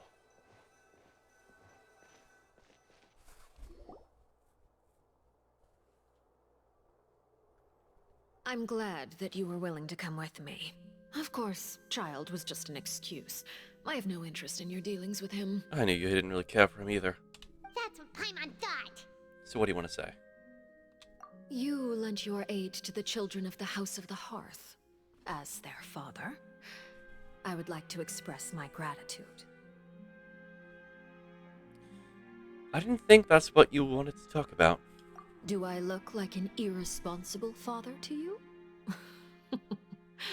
The House of the Hearth is very important to me. You should know that I care deeply about my children. Color me surprised. Was there nothing else you wanted to say? That was all. Formal topics should be discussed in formal settings, and informal topics in informal settings. I know you just returned from the fortress of Meripede. Relax. I have no intention of trying to get anything out of you. Linny, Lynette, and Fremine are still there, and I trust their judgment and abilities. They've all been working very hard and have always done all they can to fight back against anyone who tried to stop them, especially Linny. You mean Wriothesley. He's a tricky one to deal with. It's unfortunate that Linny's so eager to prove himself that he can't learn to rely on others, including me. By the way, and you can just consider this a bit of idle gossip, but what's your impression of Farina? She's an idiot. You are outside of our disputes, and the freest person in all of Fontaine, able to move around most easily. Allow me to share my perspective with you. Go ahead. And that's everything that happened during the trial. Master Child was declared guilty and immediately transported to the Fortress of Meropide. Didn't he say he was coming here on vacation? Does he not feel an ounce of shame for all the trouble he has caused? Forget it. He did give us an opportunity. I will be meeting someone shortly. Do you require help with any preparations? No need. I will take care of it myself. I need to meet with Farina, the Hydro Archon. She is at the heart of Fontaine. But what's fascinating about her is that she often seems more like a celebrity than a working Archon. Oh? Come over here, you little critter, you! You dare to run from me? Stop right this instant! My goal is just to discover the location of the Gnosis. But I didn't expect the chance to approach Farina to be handed to me on a silver platter. This is so easy, it's actually making me a bit suspicious. Anything left unguarded is usually just bait. But no one will blame someone for taking the bait. After all, from the moment it was attached to the hook, the bait is meant to be sacrificed. It's just as I guessed in the second before I struck. The Hydronosis is not currently held by the Archon. In fact, this Archon doesn't seem like a god at all. And I sense that she's under some kind of curse. Who are you? And what are you trying to do? Please don't kill me! I'm begging you, please! The fear in her pupils is genuine, so perhaps she's not bait after all. Either way, targeting her has lost all meaning. I left the scene with ease. Nobody came looking for me, and nobody could serve as a witness to my near assassination of Focalor. I suspect even Farina dares not mention this incident to anyone. Not long after, my informants confirmed what I had guessed. After returning to her quarters, Farina quietly cried alone. She was so scared that she could not sleep that night, nor could she even bring herself to eat her cake. There's no doubt that there's something wrong with her. I began to entertain the possibility that she is not the true Hydro Archon. Perhaps Eudex Neuvillette is actually the genuine article. I have to find the Gnosis. If the Neuvillette hypothesis is correct, he is probably in possession of it. Alternatively, it might have been hidden in a place that's hard for ordinary people to access. Yes, Father. My dear children, please speak. News from the Fortress of Meropide. Master Child has gone missing. On top of that, the contacts and guards we bribed at the fortress have all gone quiet as well. Probably the handiwork of that Wriothesley. I'm afraid so. This is a good opportunity. The value of a Harbinger is much higher than most would imagine. We now have an excuse to exert diplomatic pressure on the Fontaine authorities. Set up a meeting for me. I would like to meet the Hydro Archon and Eudex Neuvillette. Oh, and I have an additional mission for you three. Yes, Father. Tartaglia's disappearance was not a part of my plan, but I can use it to make a breakthrough. With this as my excuse, I can ask for an official audience and continue my investigation of Farina and Eudex Neuvillette. The initiative belongs to the House of the Hearth. My wish to investigate the Fortress of Meropide will be a front. Linny and his group will be responsible for the actual intelligence gathering.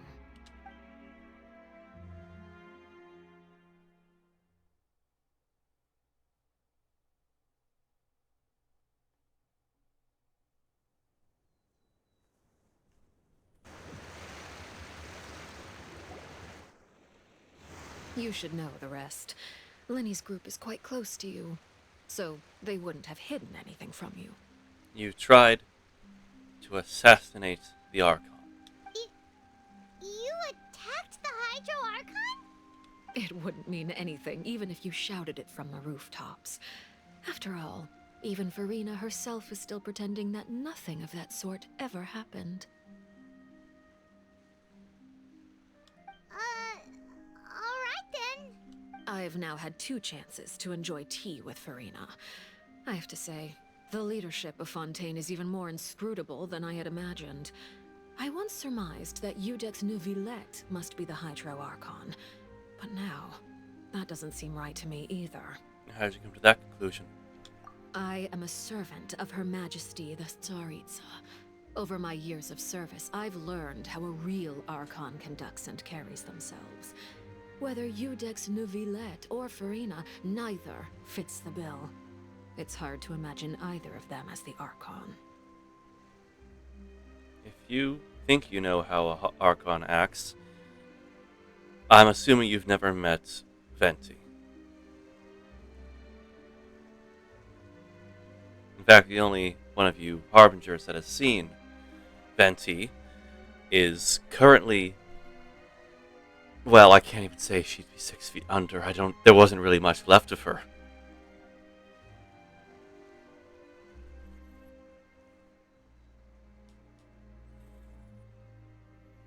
Of course, that is all just how I feel. Gut feelings often do not require justification. It is, however, quite amusing to me that after all my years working in intelligence gathering, I've come to realize I am at a complete loss regarding the identity of the god of the land of my birth. Don't you think Fontaine is quite intriguing? A catastrophe looms, yet many secrets have yet to rise to the surface.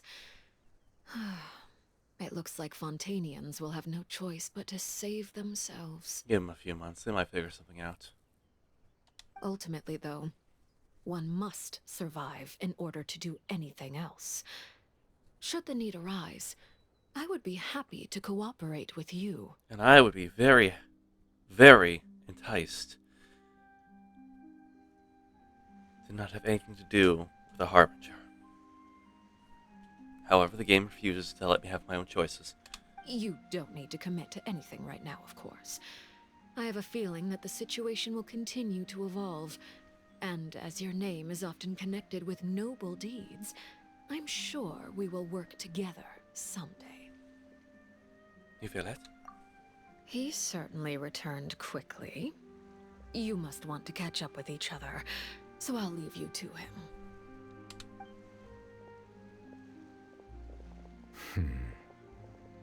Neuvillette, is it over? For now, yes. But this issue will prove quite thorny in the long term. I'm concerned that sooner or later the prophesized events will occur. Thank you for protecting Farina. Might be asked what happened down there. To put it simply, I used my power to force back the Primordial Sea and reseal the sluice gate. That's what happened on our side.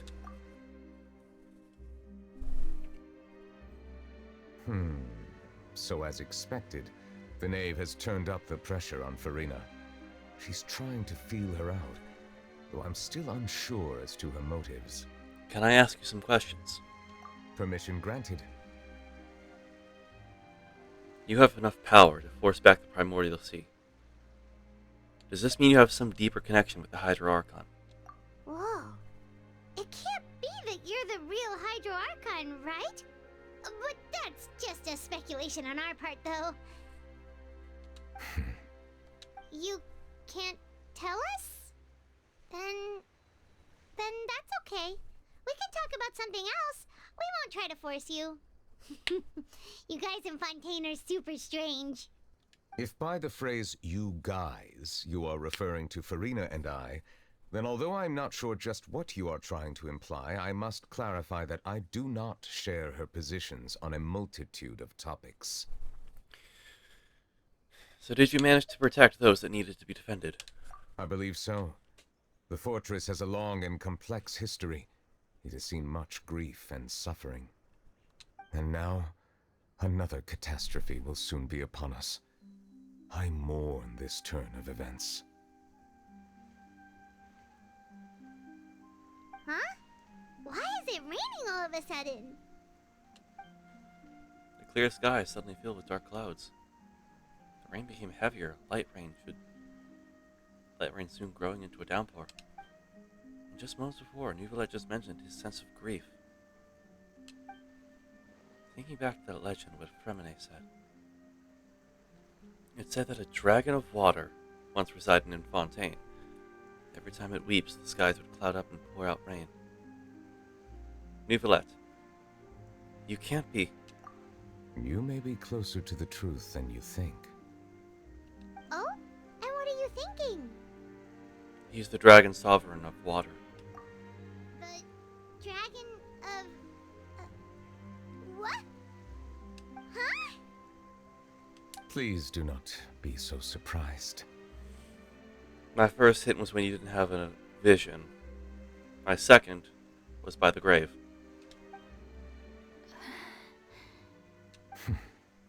Farina? Neuvillette, are you listening? Ah, my apologies. We were just guessing randomly. We didn't guess right, did we? You're not actually the dragon sovereign of water, right? Well, if you don't want to confirm or deny... You guessed correctly. I sincerely hope you'll be able to keep this a secret for me.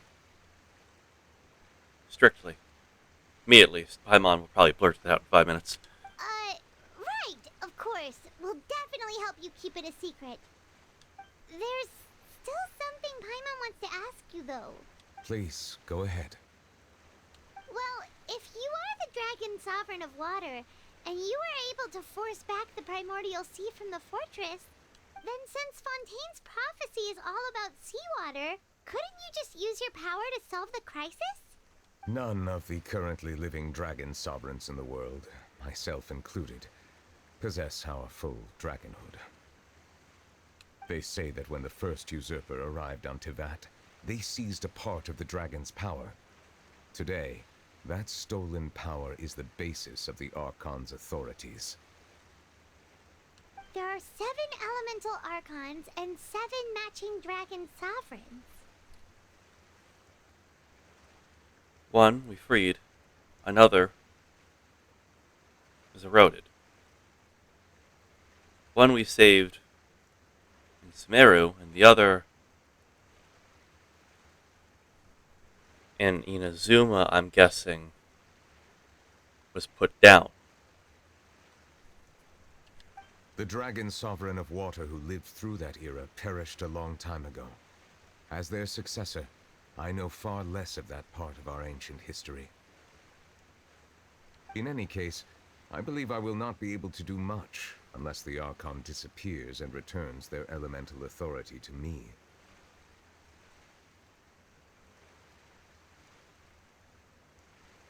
Given the status quo, however, I would recommend finding another way to deal with the prophecy. Oh, so even you can't solve it. I still have some urgent matters to attend to at my office. If you have any more questions regarding ancient history, you are welcome to discuss them with me at a later time. We haven't met the Electro Dragon, actually. A only fought a giant serpent, but that was a being that ruled over the people of Watatsumi Island. Well, yeah. In my mind, I kind of took that as, a serpent is another form of dragon, so that must be the dragon. It's a very loose connection, and that's my only guess. It does beg one question. What the dragon of Dragonspine Mountain is.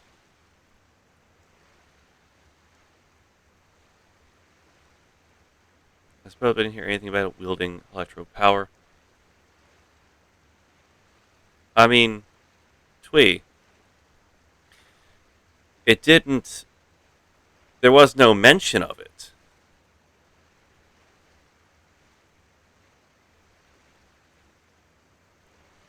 Oh, yeah, there was the experiments. Right, I forgot the stuff about, like, Albedo's experiments that were in that one event, the mountain.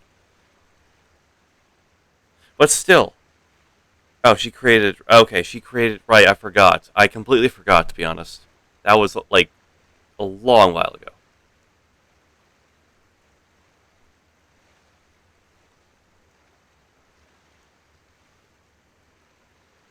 Also, yeah. Please go right ahead. There's a place that Paimon wants to go too. Traveler, why don't we pay another visit to the Fortress of Meropide? Paimon is a little worried. See you later, Nouvellette. We'll see you another time. Take care.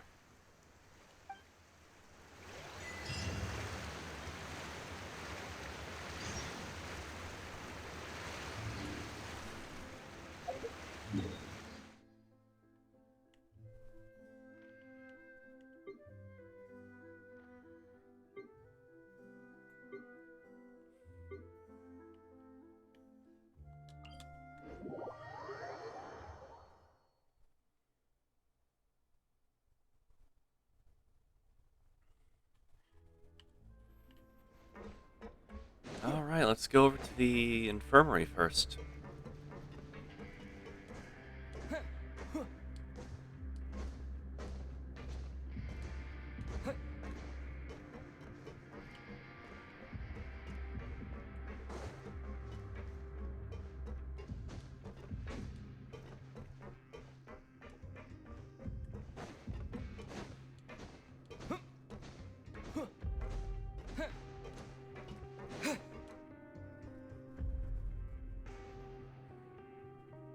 Now guess, what suit will this next card be?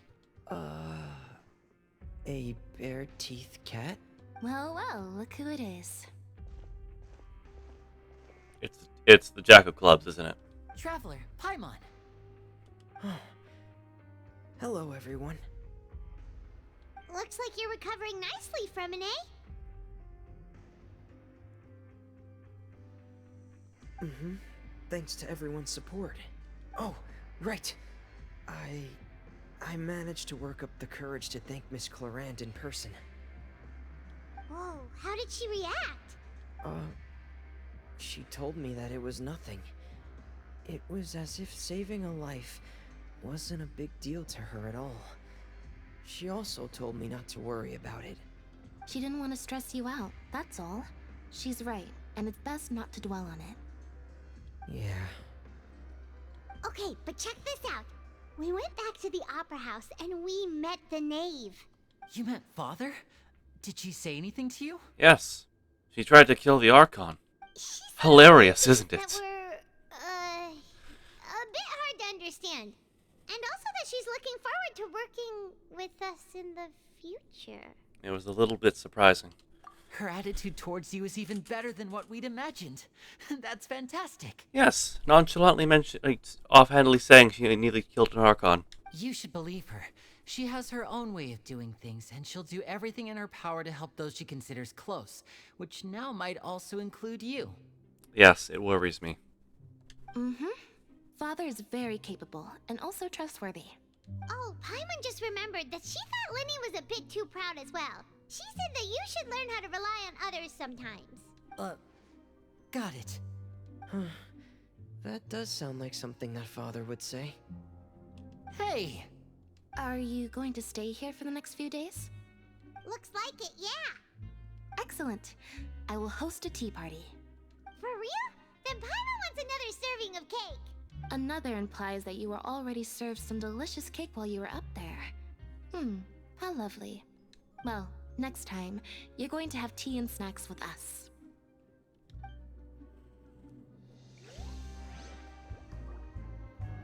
Now I remember Durin was a shadow dragon created by Reina Dotier. Duval and Slade. We should start preparing that tea party. Oh, that's a great idea. I'm all for it. I'll help you set it up.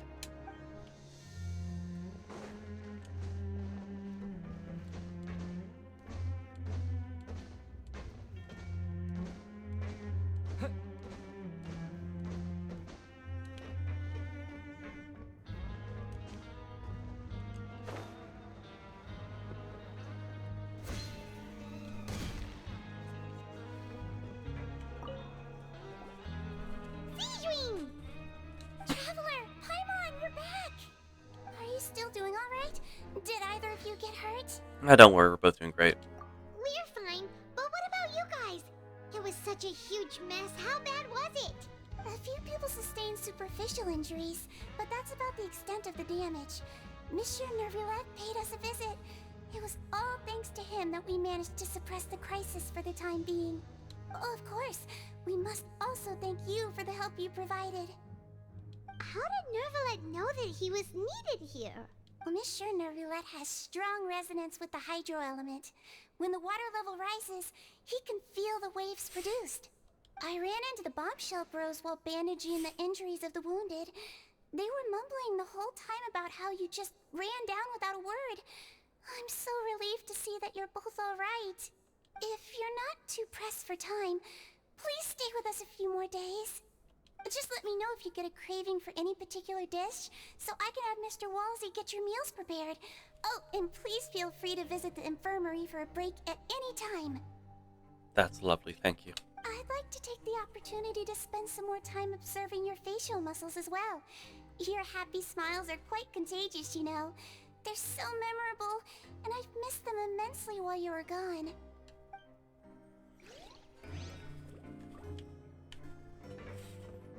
It looks like they might be wrapping this whole quest right now after we're done everything here.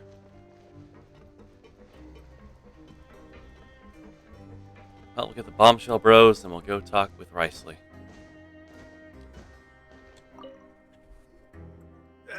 You guys are back? You guys didn't get caught and thrown back down here, right? Huh? No, not at all. We're just living out the rest of our sentence. And here I thought you'd managed to escape from jail during all the commotion. I'd held you up as legendary jailbreakers, but now you're telling me you just never left? We're sorry, but we just had some business to take care of. All right. I left the There's stove no on. need to get caught up in the details. We're just relieved to see you. He was super worried about you, you know. Hey, it wasn't just me. Weren't you super worried as well? Something like that, yeah. I was also transferred to work in the kitchen a few days ago.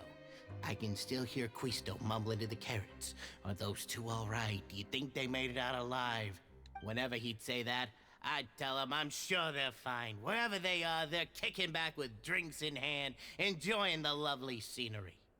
I was gone for like 3 hours. Hey, there's nothing wrong with worrying about your prison pals. Is there? I mean, considering how they always love listening to all my gossip. I listened to your gossip one time. I was kind of forgot how long this quest was. Yeah, you said like, oh, I'll probably be done this time, and I thought so too. But like, do you think I'll have time for Newvlet and Risley next week? That's gonna be a big if. Hopefully, if I can actually start on time instead of being late, because I keep getting like 1 or 2 little details. Hopefully and maybe I can probably get it done. Might have to push if I'm doing both. We'll see what happens. I might just go ahead and just do a pretty long stream if it's the case.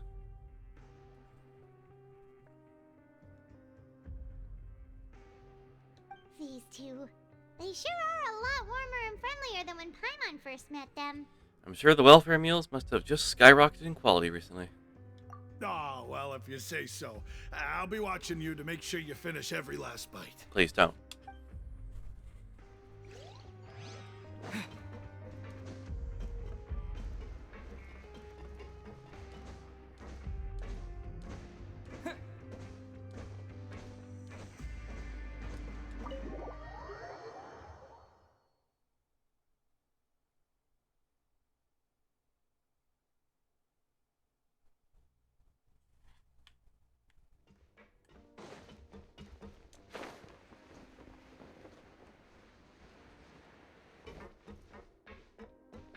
Okay, it wasn't Riceley then. Jurier, Miss Sijween told me you still haven't eaten. Yeah, I was working on something, so I forgot. That's no excuse for... Huh? It's you two. Jurier, Lurvine, we're back! Hello there. It's been quite the mess here recently. How have you been? Thankfully, 4.2 only confirms Farina, so it will only just be the final Archon quest and her character story in the next patch. Okay. And you? Are I you didn't see what I still said. taking the secret passageway from the infirmary to work on the ship? Yep. That is still top secret, though. So don't say a word to anyone. It can be a bit annoying when there are lots of people in the infirmary, but I still prefer taking that route over the one from the Duke's office. I mean, the infirmary does make it easier for you to slack off. Oh yeah? Then why are you also here so much? You two really are just using your jobs as a cover for your relationship, aren't you? Not at all! Yeah, they are. Courier, the rumors about us are literally everywhere now. Please do something about it. But it's not like I caused them by myself. All right. I'll try to do something about it when I can find the time.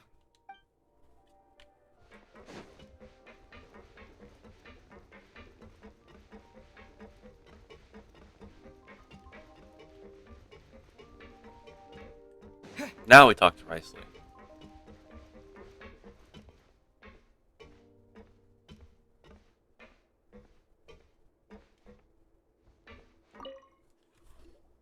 Do my eyes deceive me, or did I just see 2 inmates come back after making it to the surface?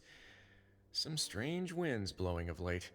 We wanted to see how the fortress is doing. Is everything still alright? We're fine, for the most part. Neuvillette came down and took care of the worst of it. If that's the case, why don't you just ask him to stay here? Oh, yeah, what a brilliant plan. Let's go convince the Udex himself to exchange the Courts of Fontaine for a puddle of water in the middle of nowhere. Yeah, I don't think it's gonna work. He came here in a hurry and left without even stopping for a cup of tea. He did remember to take Miss Sigewinne's gift with him, though. He sure sounds super busy. Miss Clorande has left as well. She also took her gift from Miss Sigewinne. Were the gifts milkshakes?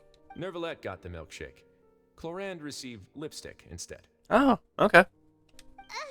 Those aren't even remotely alike. Well, it's Neuvillette's own fault for making Sigewinne worried about his health by working so much. But besides that, our head nurse is still pretty fond of picking out beauty products for the ladies. Risley gives me tea. Ah, thank you for the hydrate.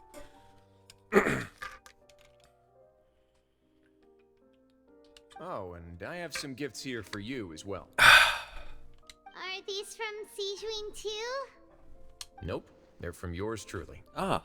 You've already wrapped up your work at the fortress, so you can return to the surface at any time. You haven't yet served your full prison term, however, so you may continue to use your cell until your term is up. Will do. For real? Then we could stay here for a really long time? Is food still covered? You may access the cafeteria for free. Nice. Just remember to come complete your paperwork once it's time for your release.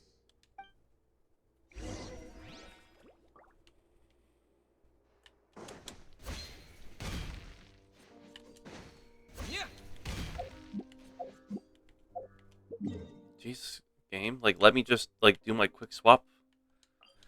Try to do my quick swap to the map, and it's like, nope. Nope, you're not hitting the right stick hard enough. Do I gotta hit with a hammer? Is it the controller's fault? Do I be like every bad gamer and just throw my controller against a wall?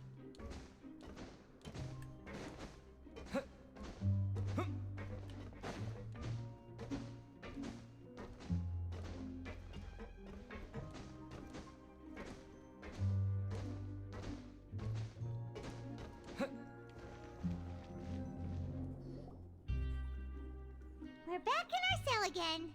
We're no longer prisoners, though, so it really doesn't feel the same. Yeah, it feels like a huge weight is off our shoulders. Sure feels that way. But the truth is, we never did anything bad to begin with, so I'm not sure why we put so much pressure on ourselves. Paimon, is there something you'd like to say? Huh? How did you know? Because you usually just immediately fall asleep. Hey, that's not true! It is. Alright. Okay, Paimon just wanted to say that we really are an amazing duo after all. Yep. It's like, we've now gone to so many places together and become friends with so many people. We've never stopped traveling or stopped meeting new friends. There are so many bad things in the world, and we're just two people, but we've still been solving problems no matter where we go. Isn't that pretty cool? We're the best adventurers ever. You're counting Paimon today? Aren't you the only adventurer here? Being a guide counts too. Then let's ask Catherine to give Paimon an adventurer handbook as well. Paimon will also be an adventurer from today forward. They don't make uniforms in your size, though. Just our thoughts making Paimon giddy. Paimon's gonna crash, so you sleep soon too. The last time we fell asleep here, we woke up to a whole mess outside ourselves. The primordial seawater nearly rose up. That was so scary. We should be safe now, right? I shake my head no, but we'll be fine, so don't worry, Paimon. Alright then. Good night to you, traveler. Good night to you, Paimon.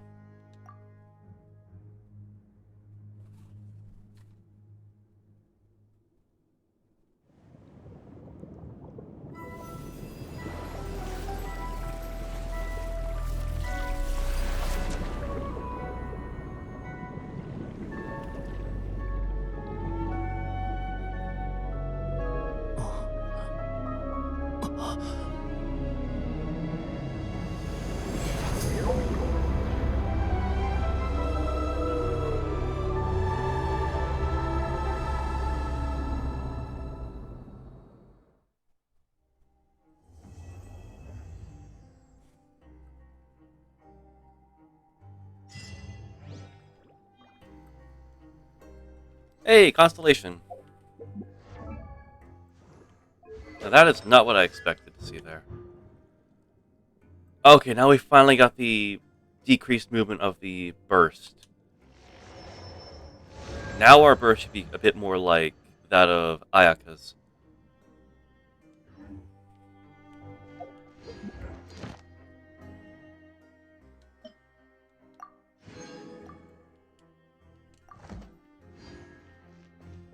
What do you think of the story overall for 4.1? It was pretty good, I will say.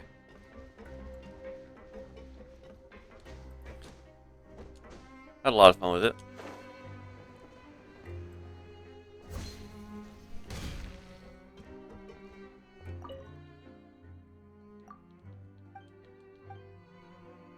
Another welfare meal acquired.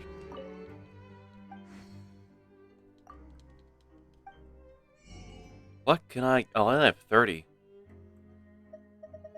Damn. I guess I'll take the trout amandine recipe. I gotta work up to get these recipes now.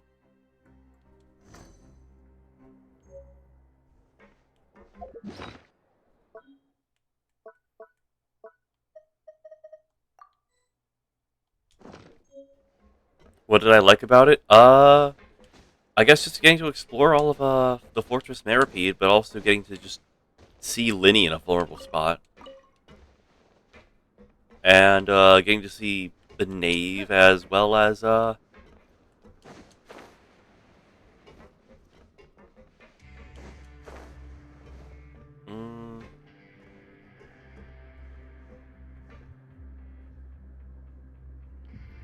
yeah, seeing Nuvalet do that whole thing with the primordial seawater is pretty cool.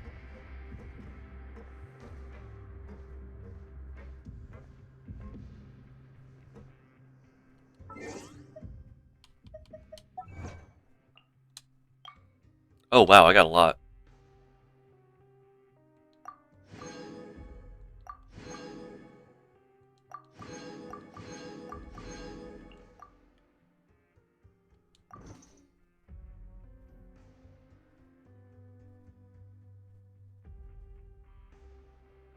$1,478,916 adventure XP. I'm gonna shoot up if I ever go to the next world level. However, I don't have enough characters that are high leveled and statted for that. Oh, and the survey is up now. So be sure to take care of that when you get a chance. Hype for Nuvalet and Risley stories next time? Yep. I'm gonna hold some salt to whether or not I can do both of them in one go. I feel it's gonna be just like an average amount of time where it's gonna take quite a while to probably do them. So don't expect me to get done both in one night.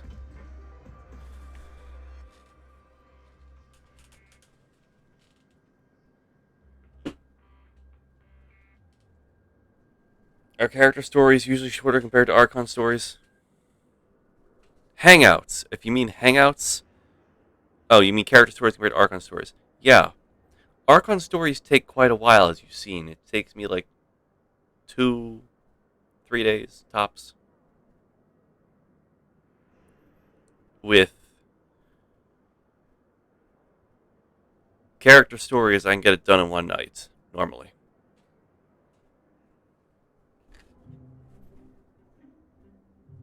And hopefully they're short enough.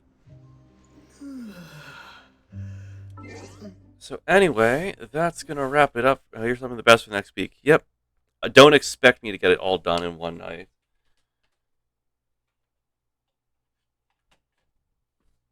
It's possibly just going to be, I get done one.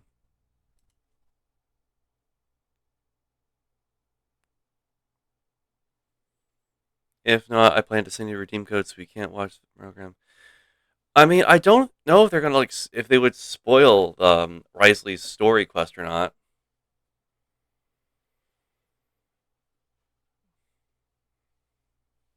We will see, at least. So, in the meantime, you think so? They haven't mentioned anything about like character story quests in previous special programs tweets, so I don't think they might. I don't think they're gonna do anything. Anyways, thank you all so much for watching. We're gonna find someone to raid for tonight. I am a bit tired, and I need to prep lunch for tomorrow because I want to save a bit of money. Oh, I know who we're gonna raid. I know who we're gonna raid. Have not seen them in a bit. Let's go raid Zera Shift.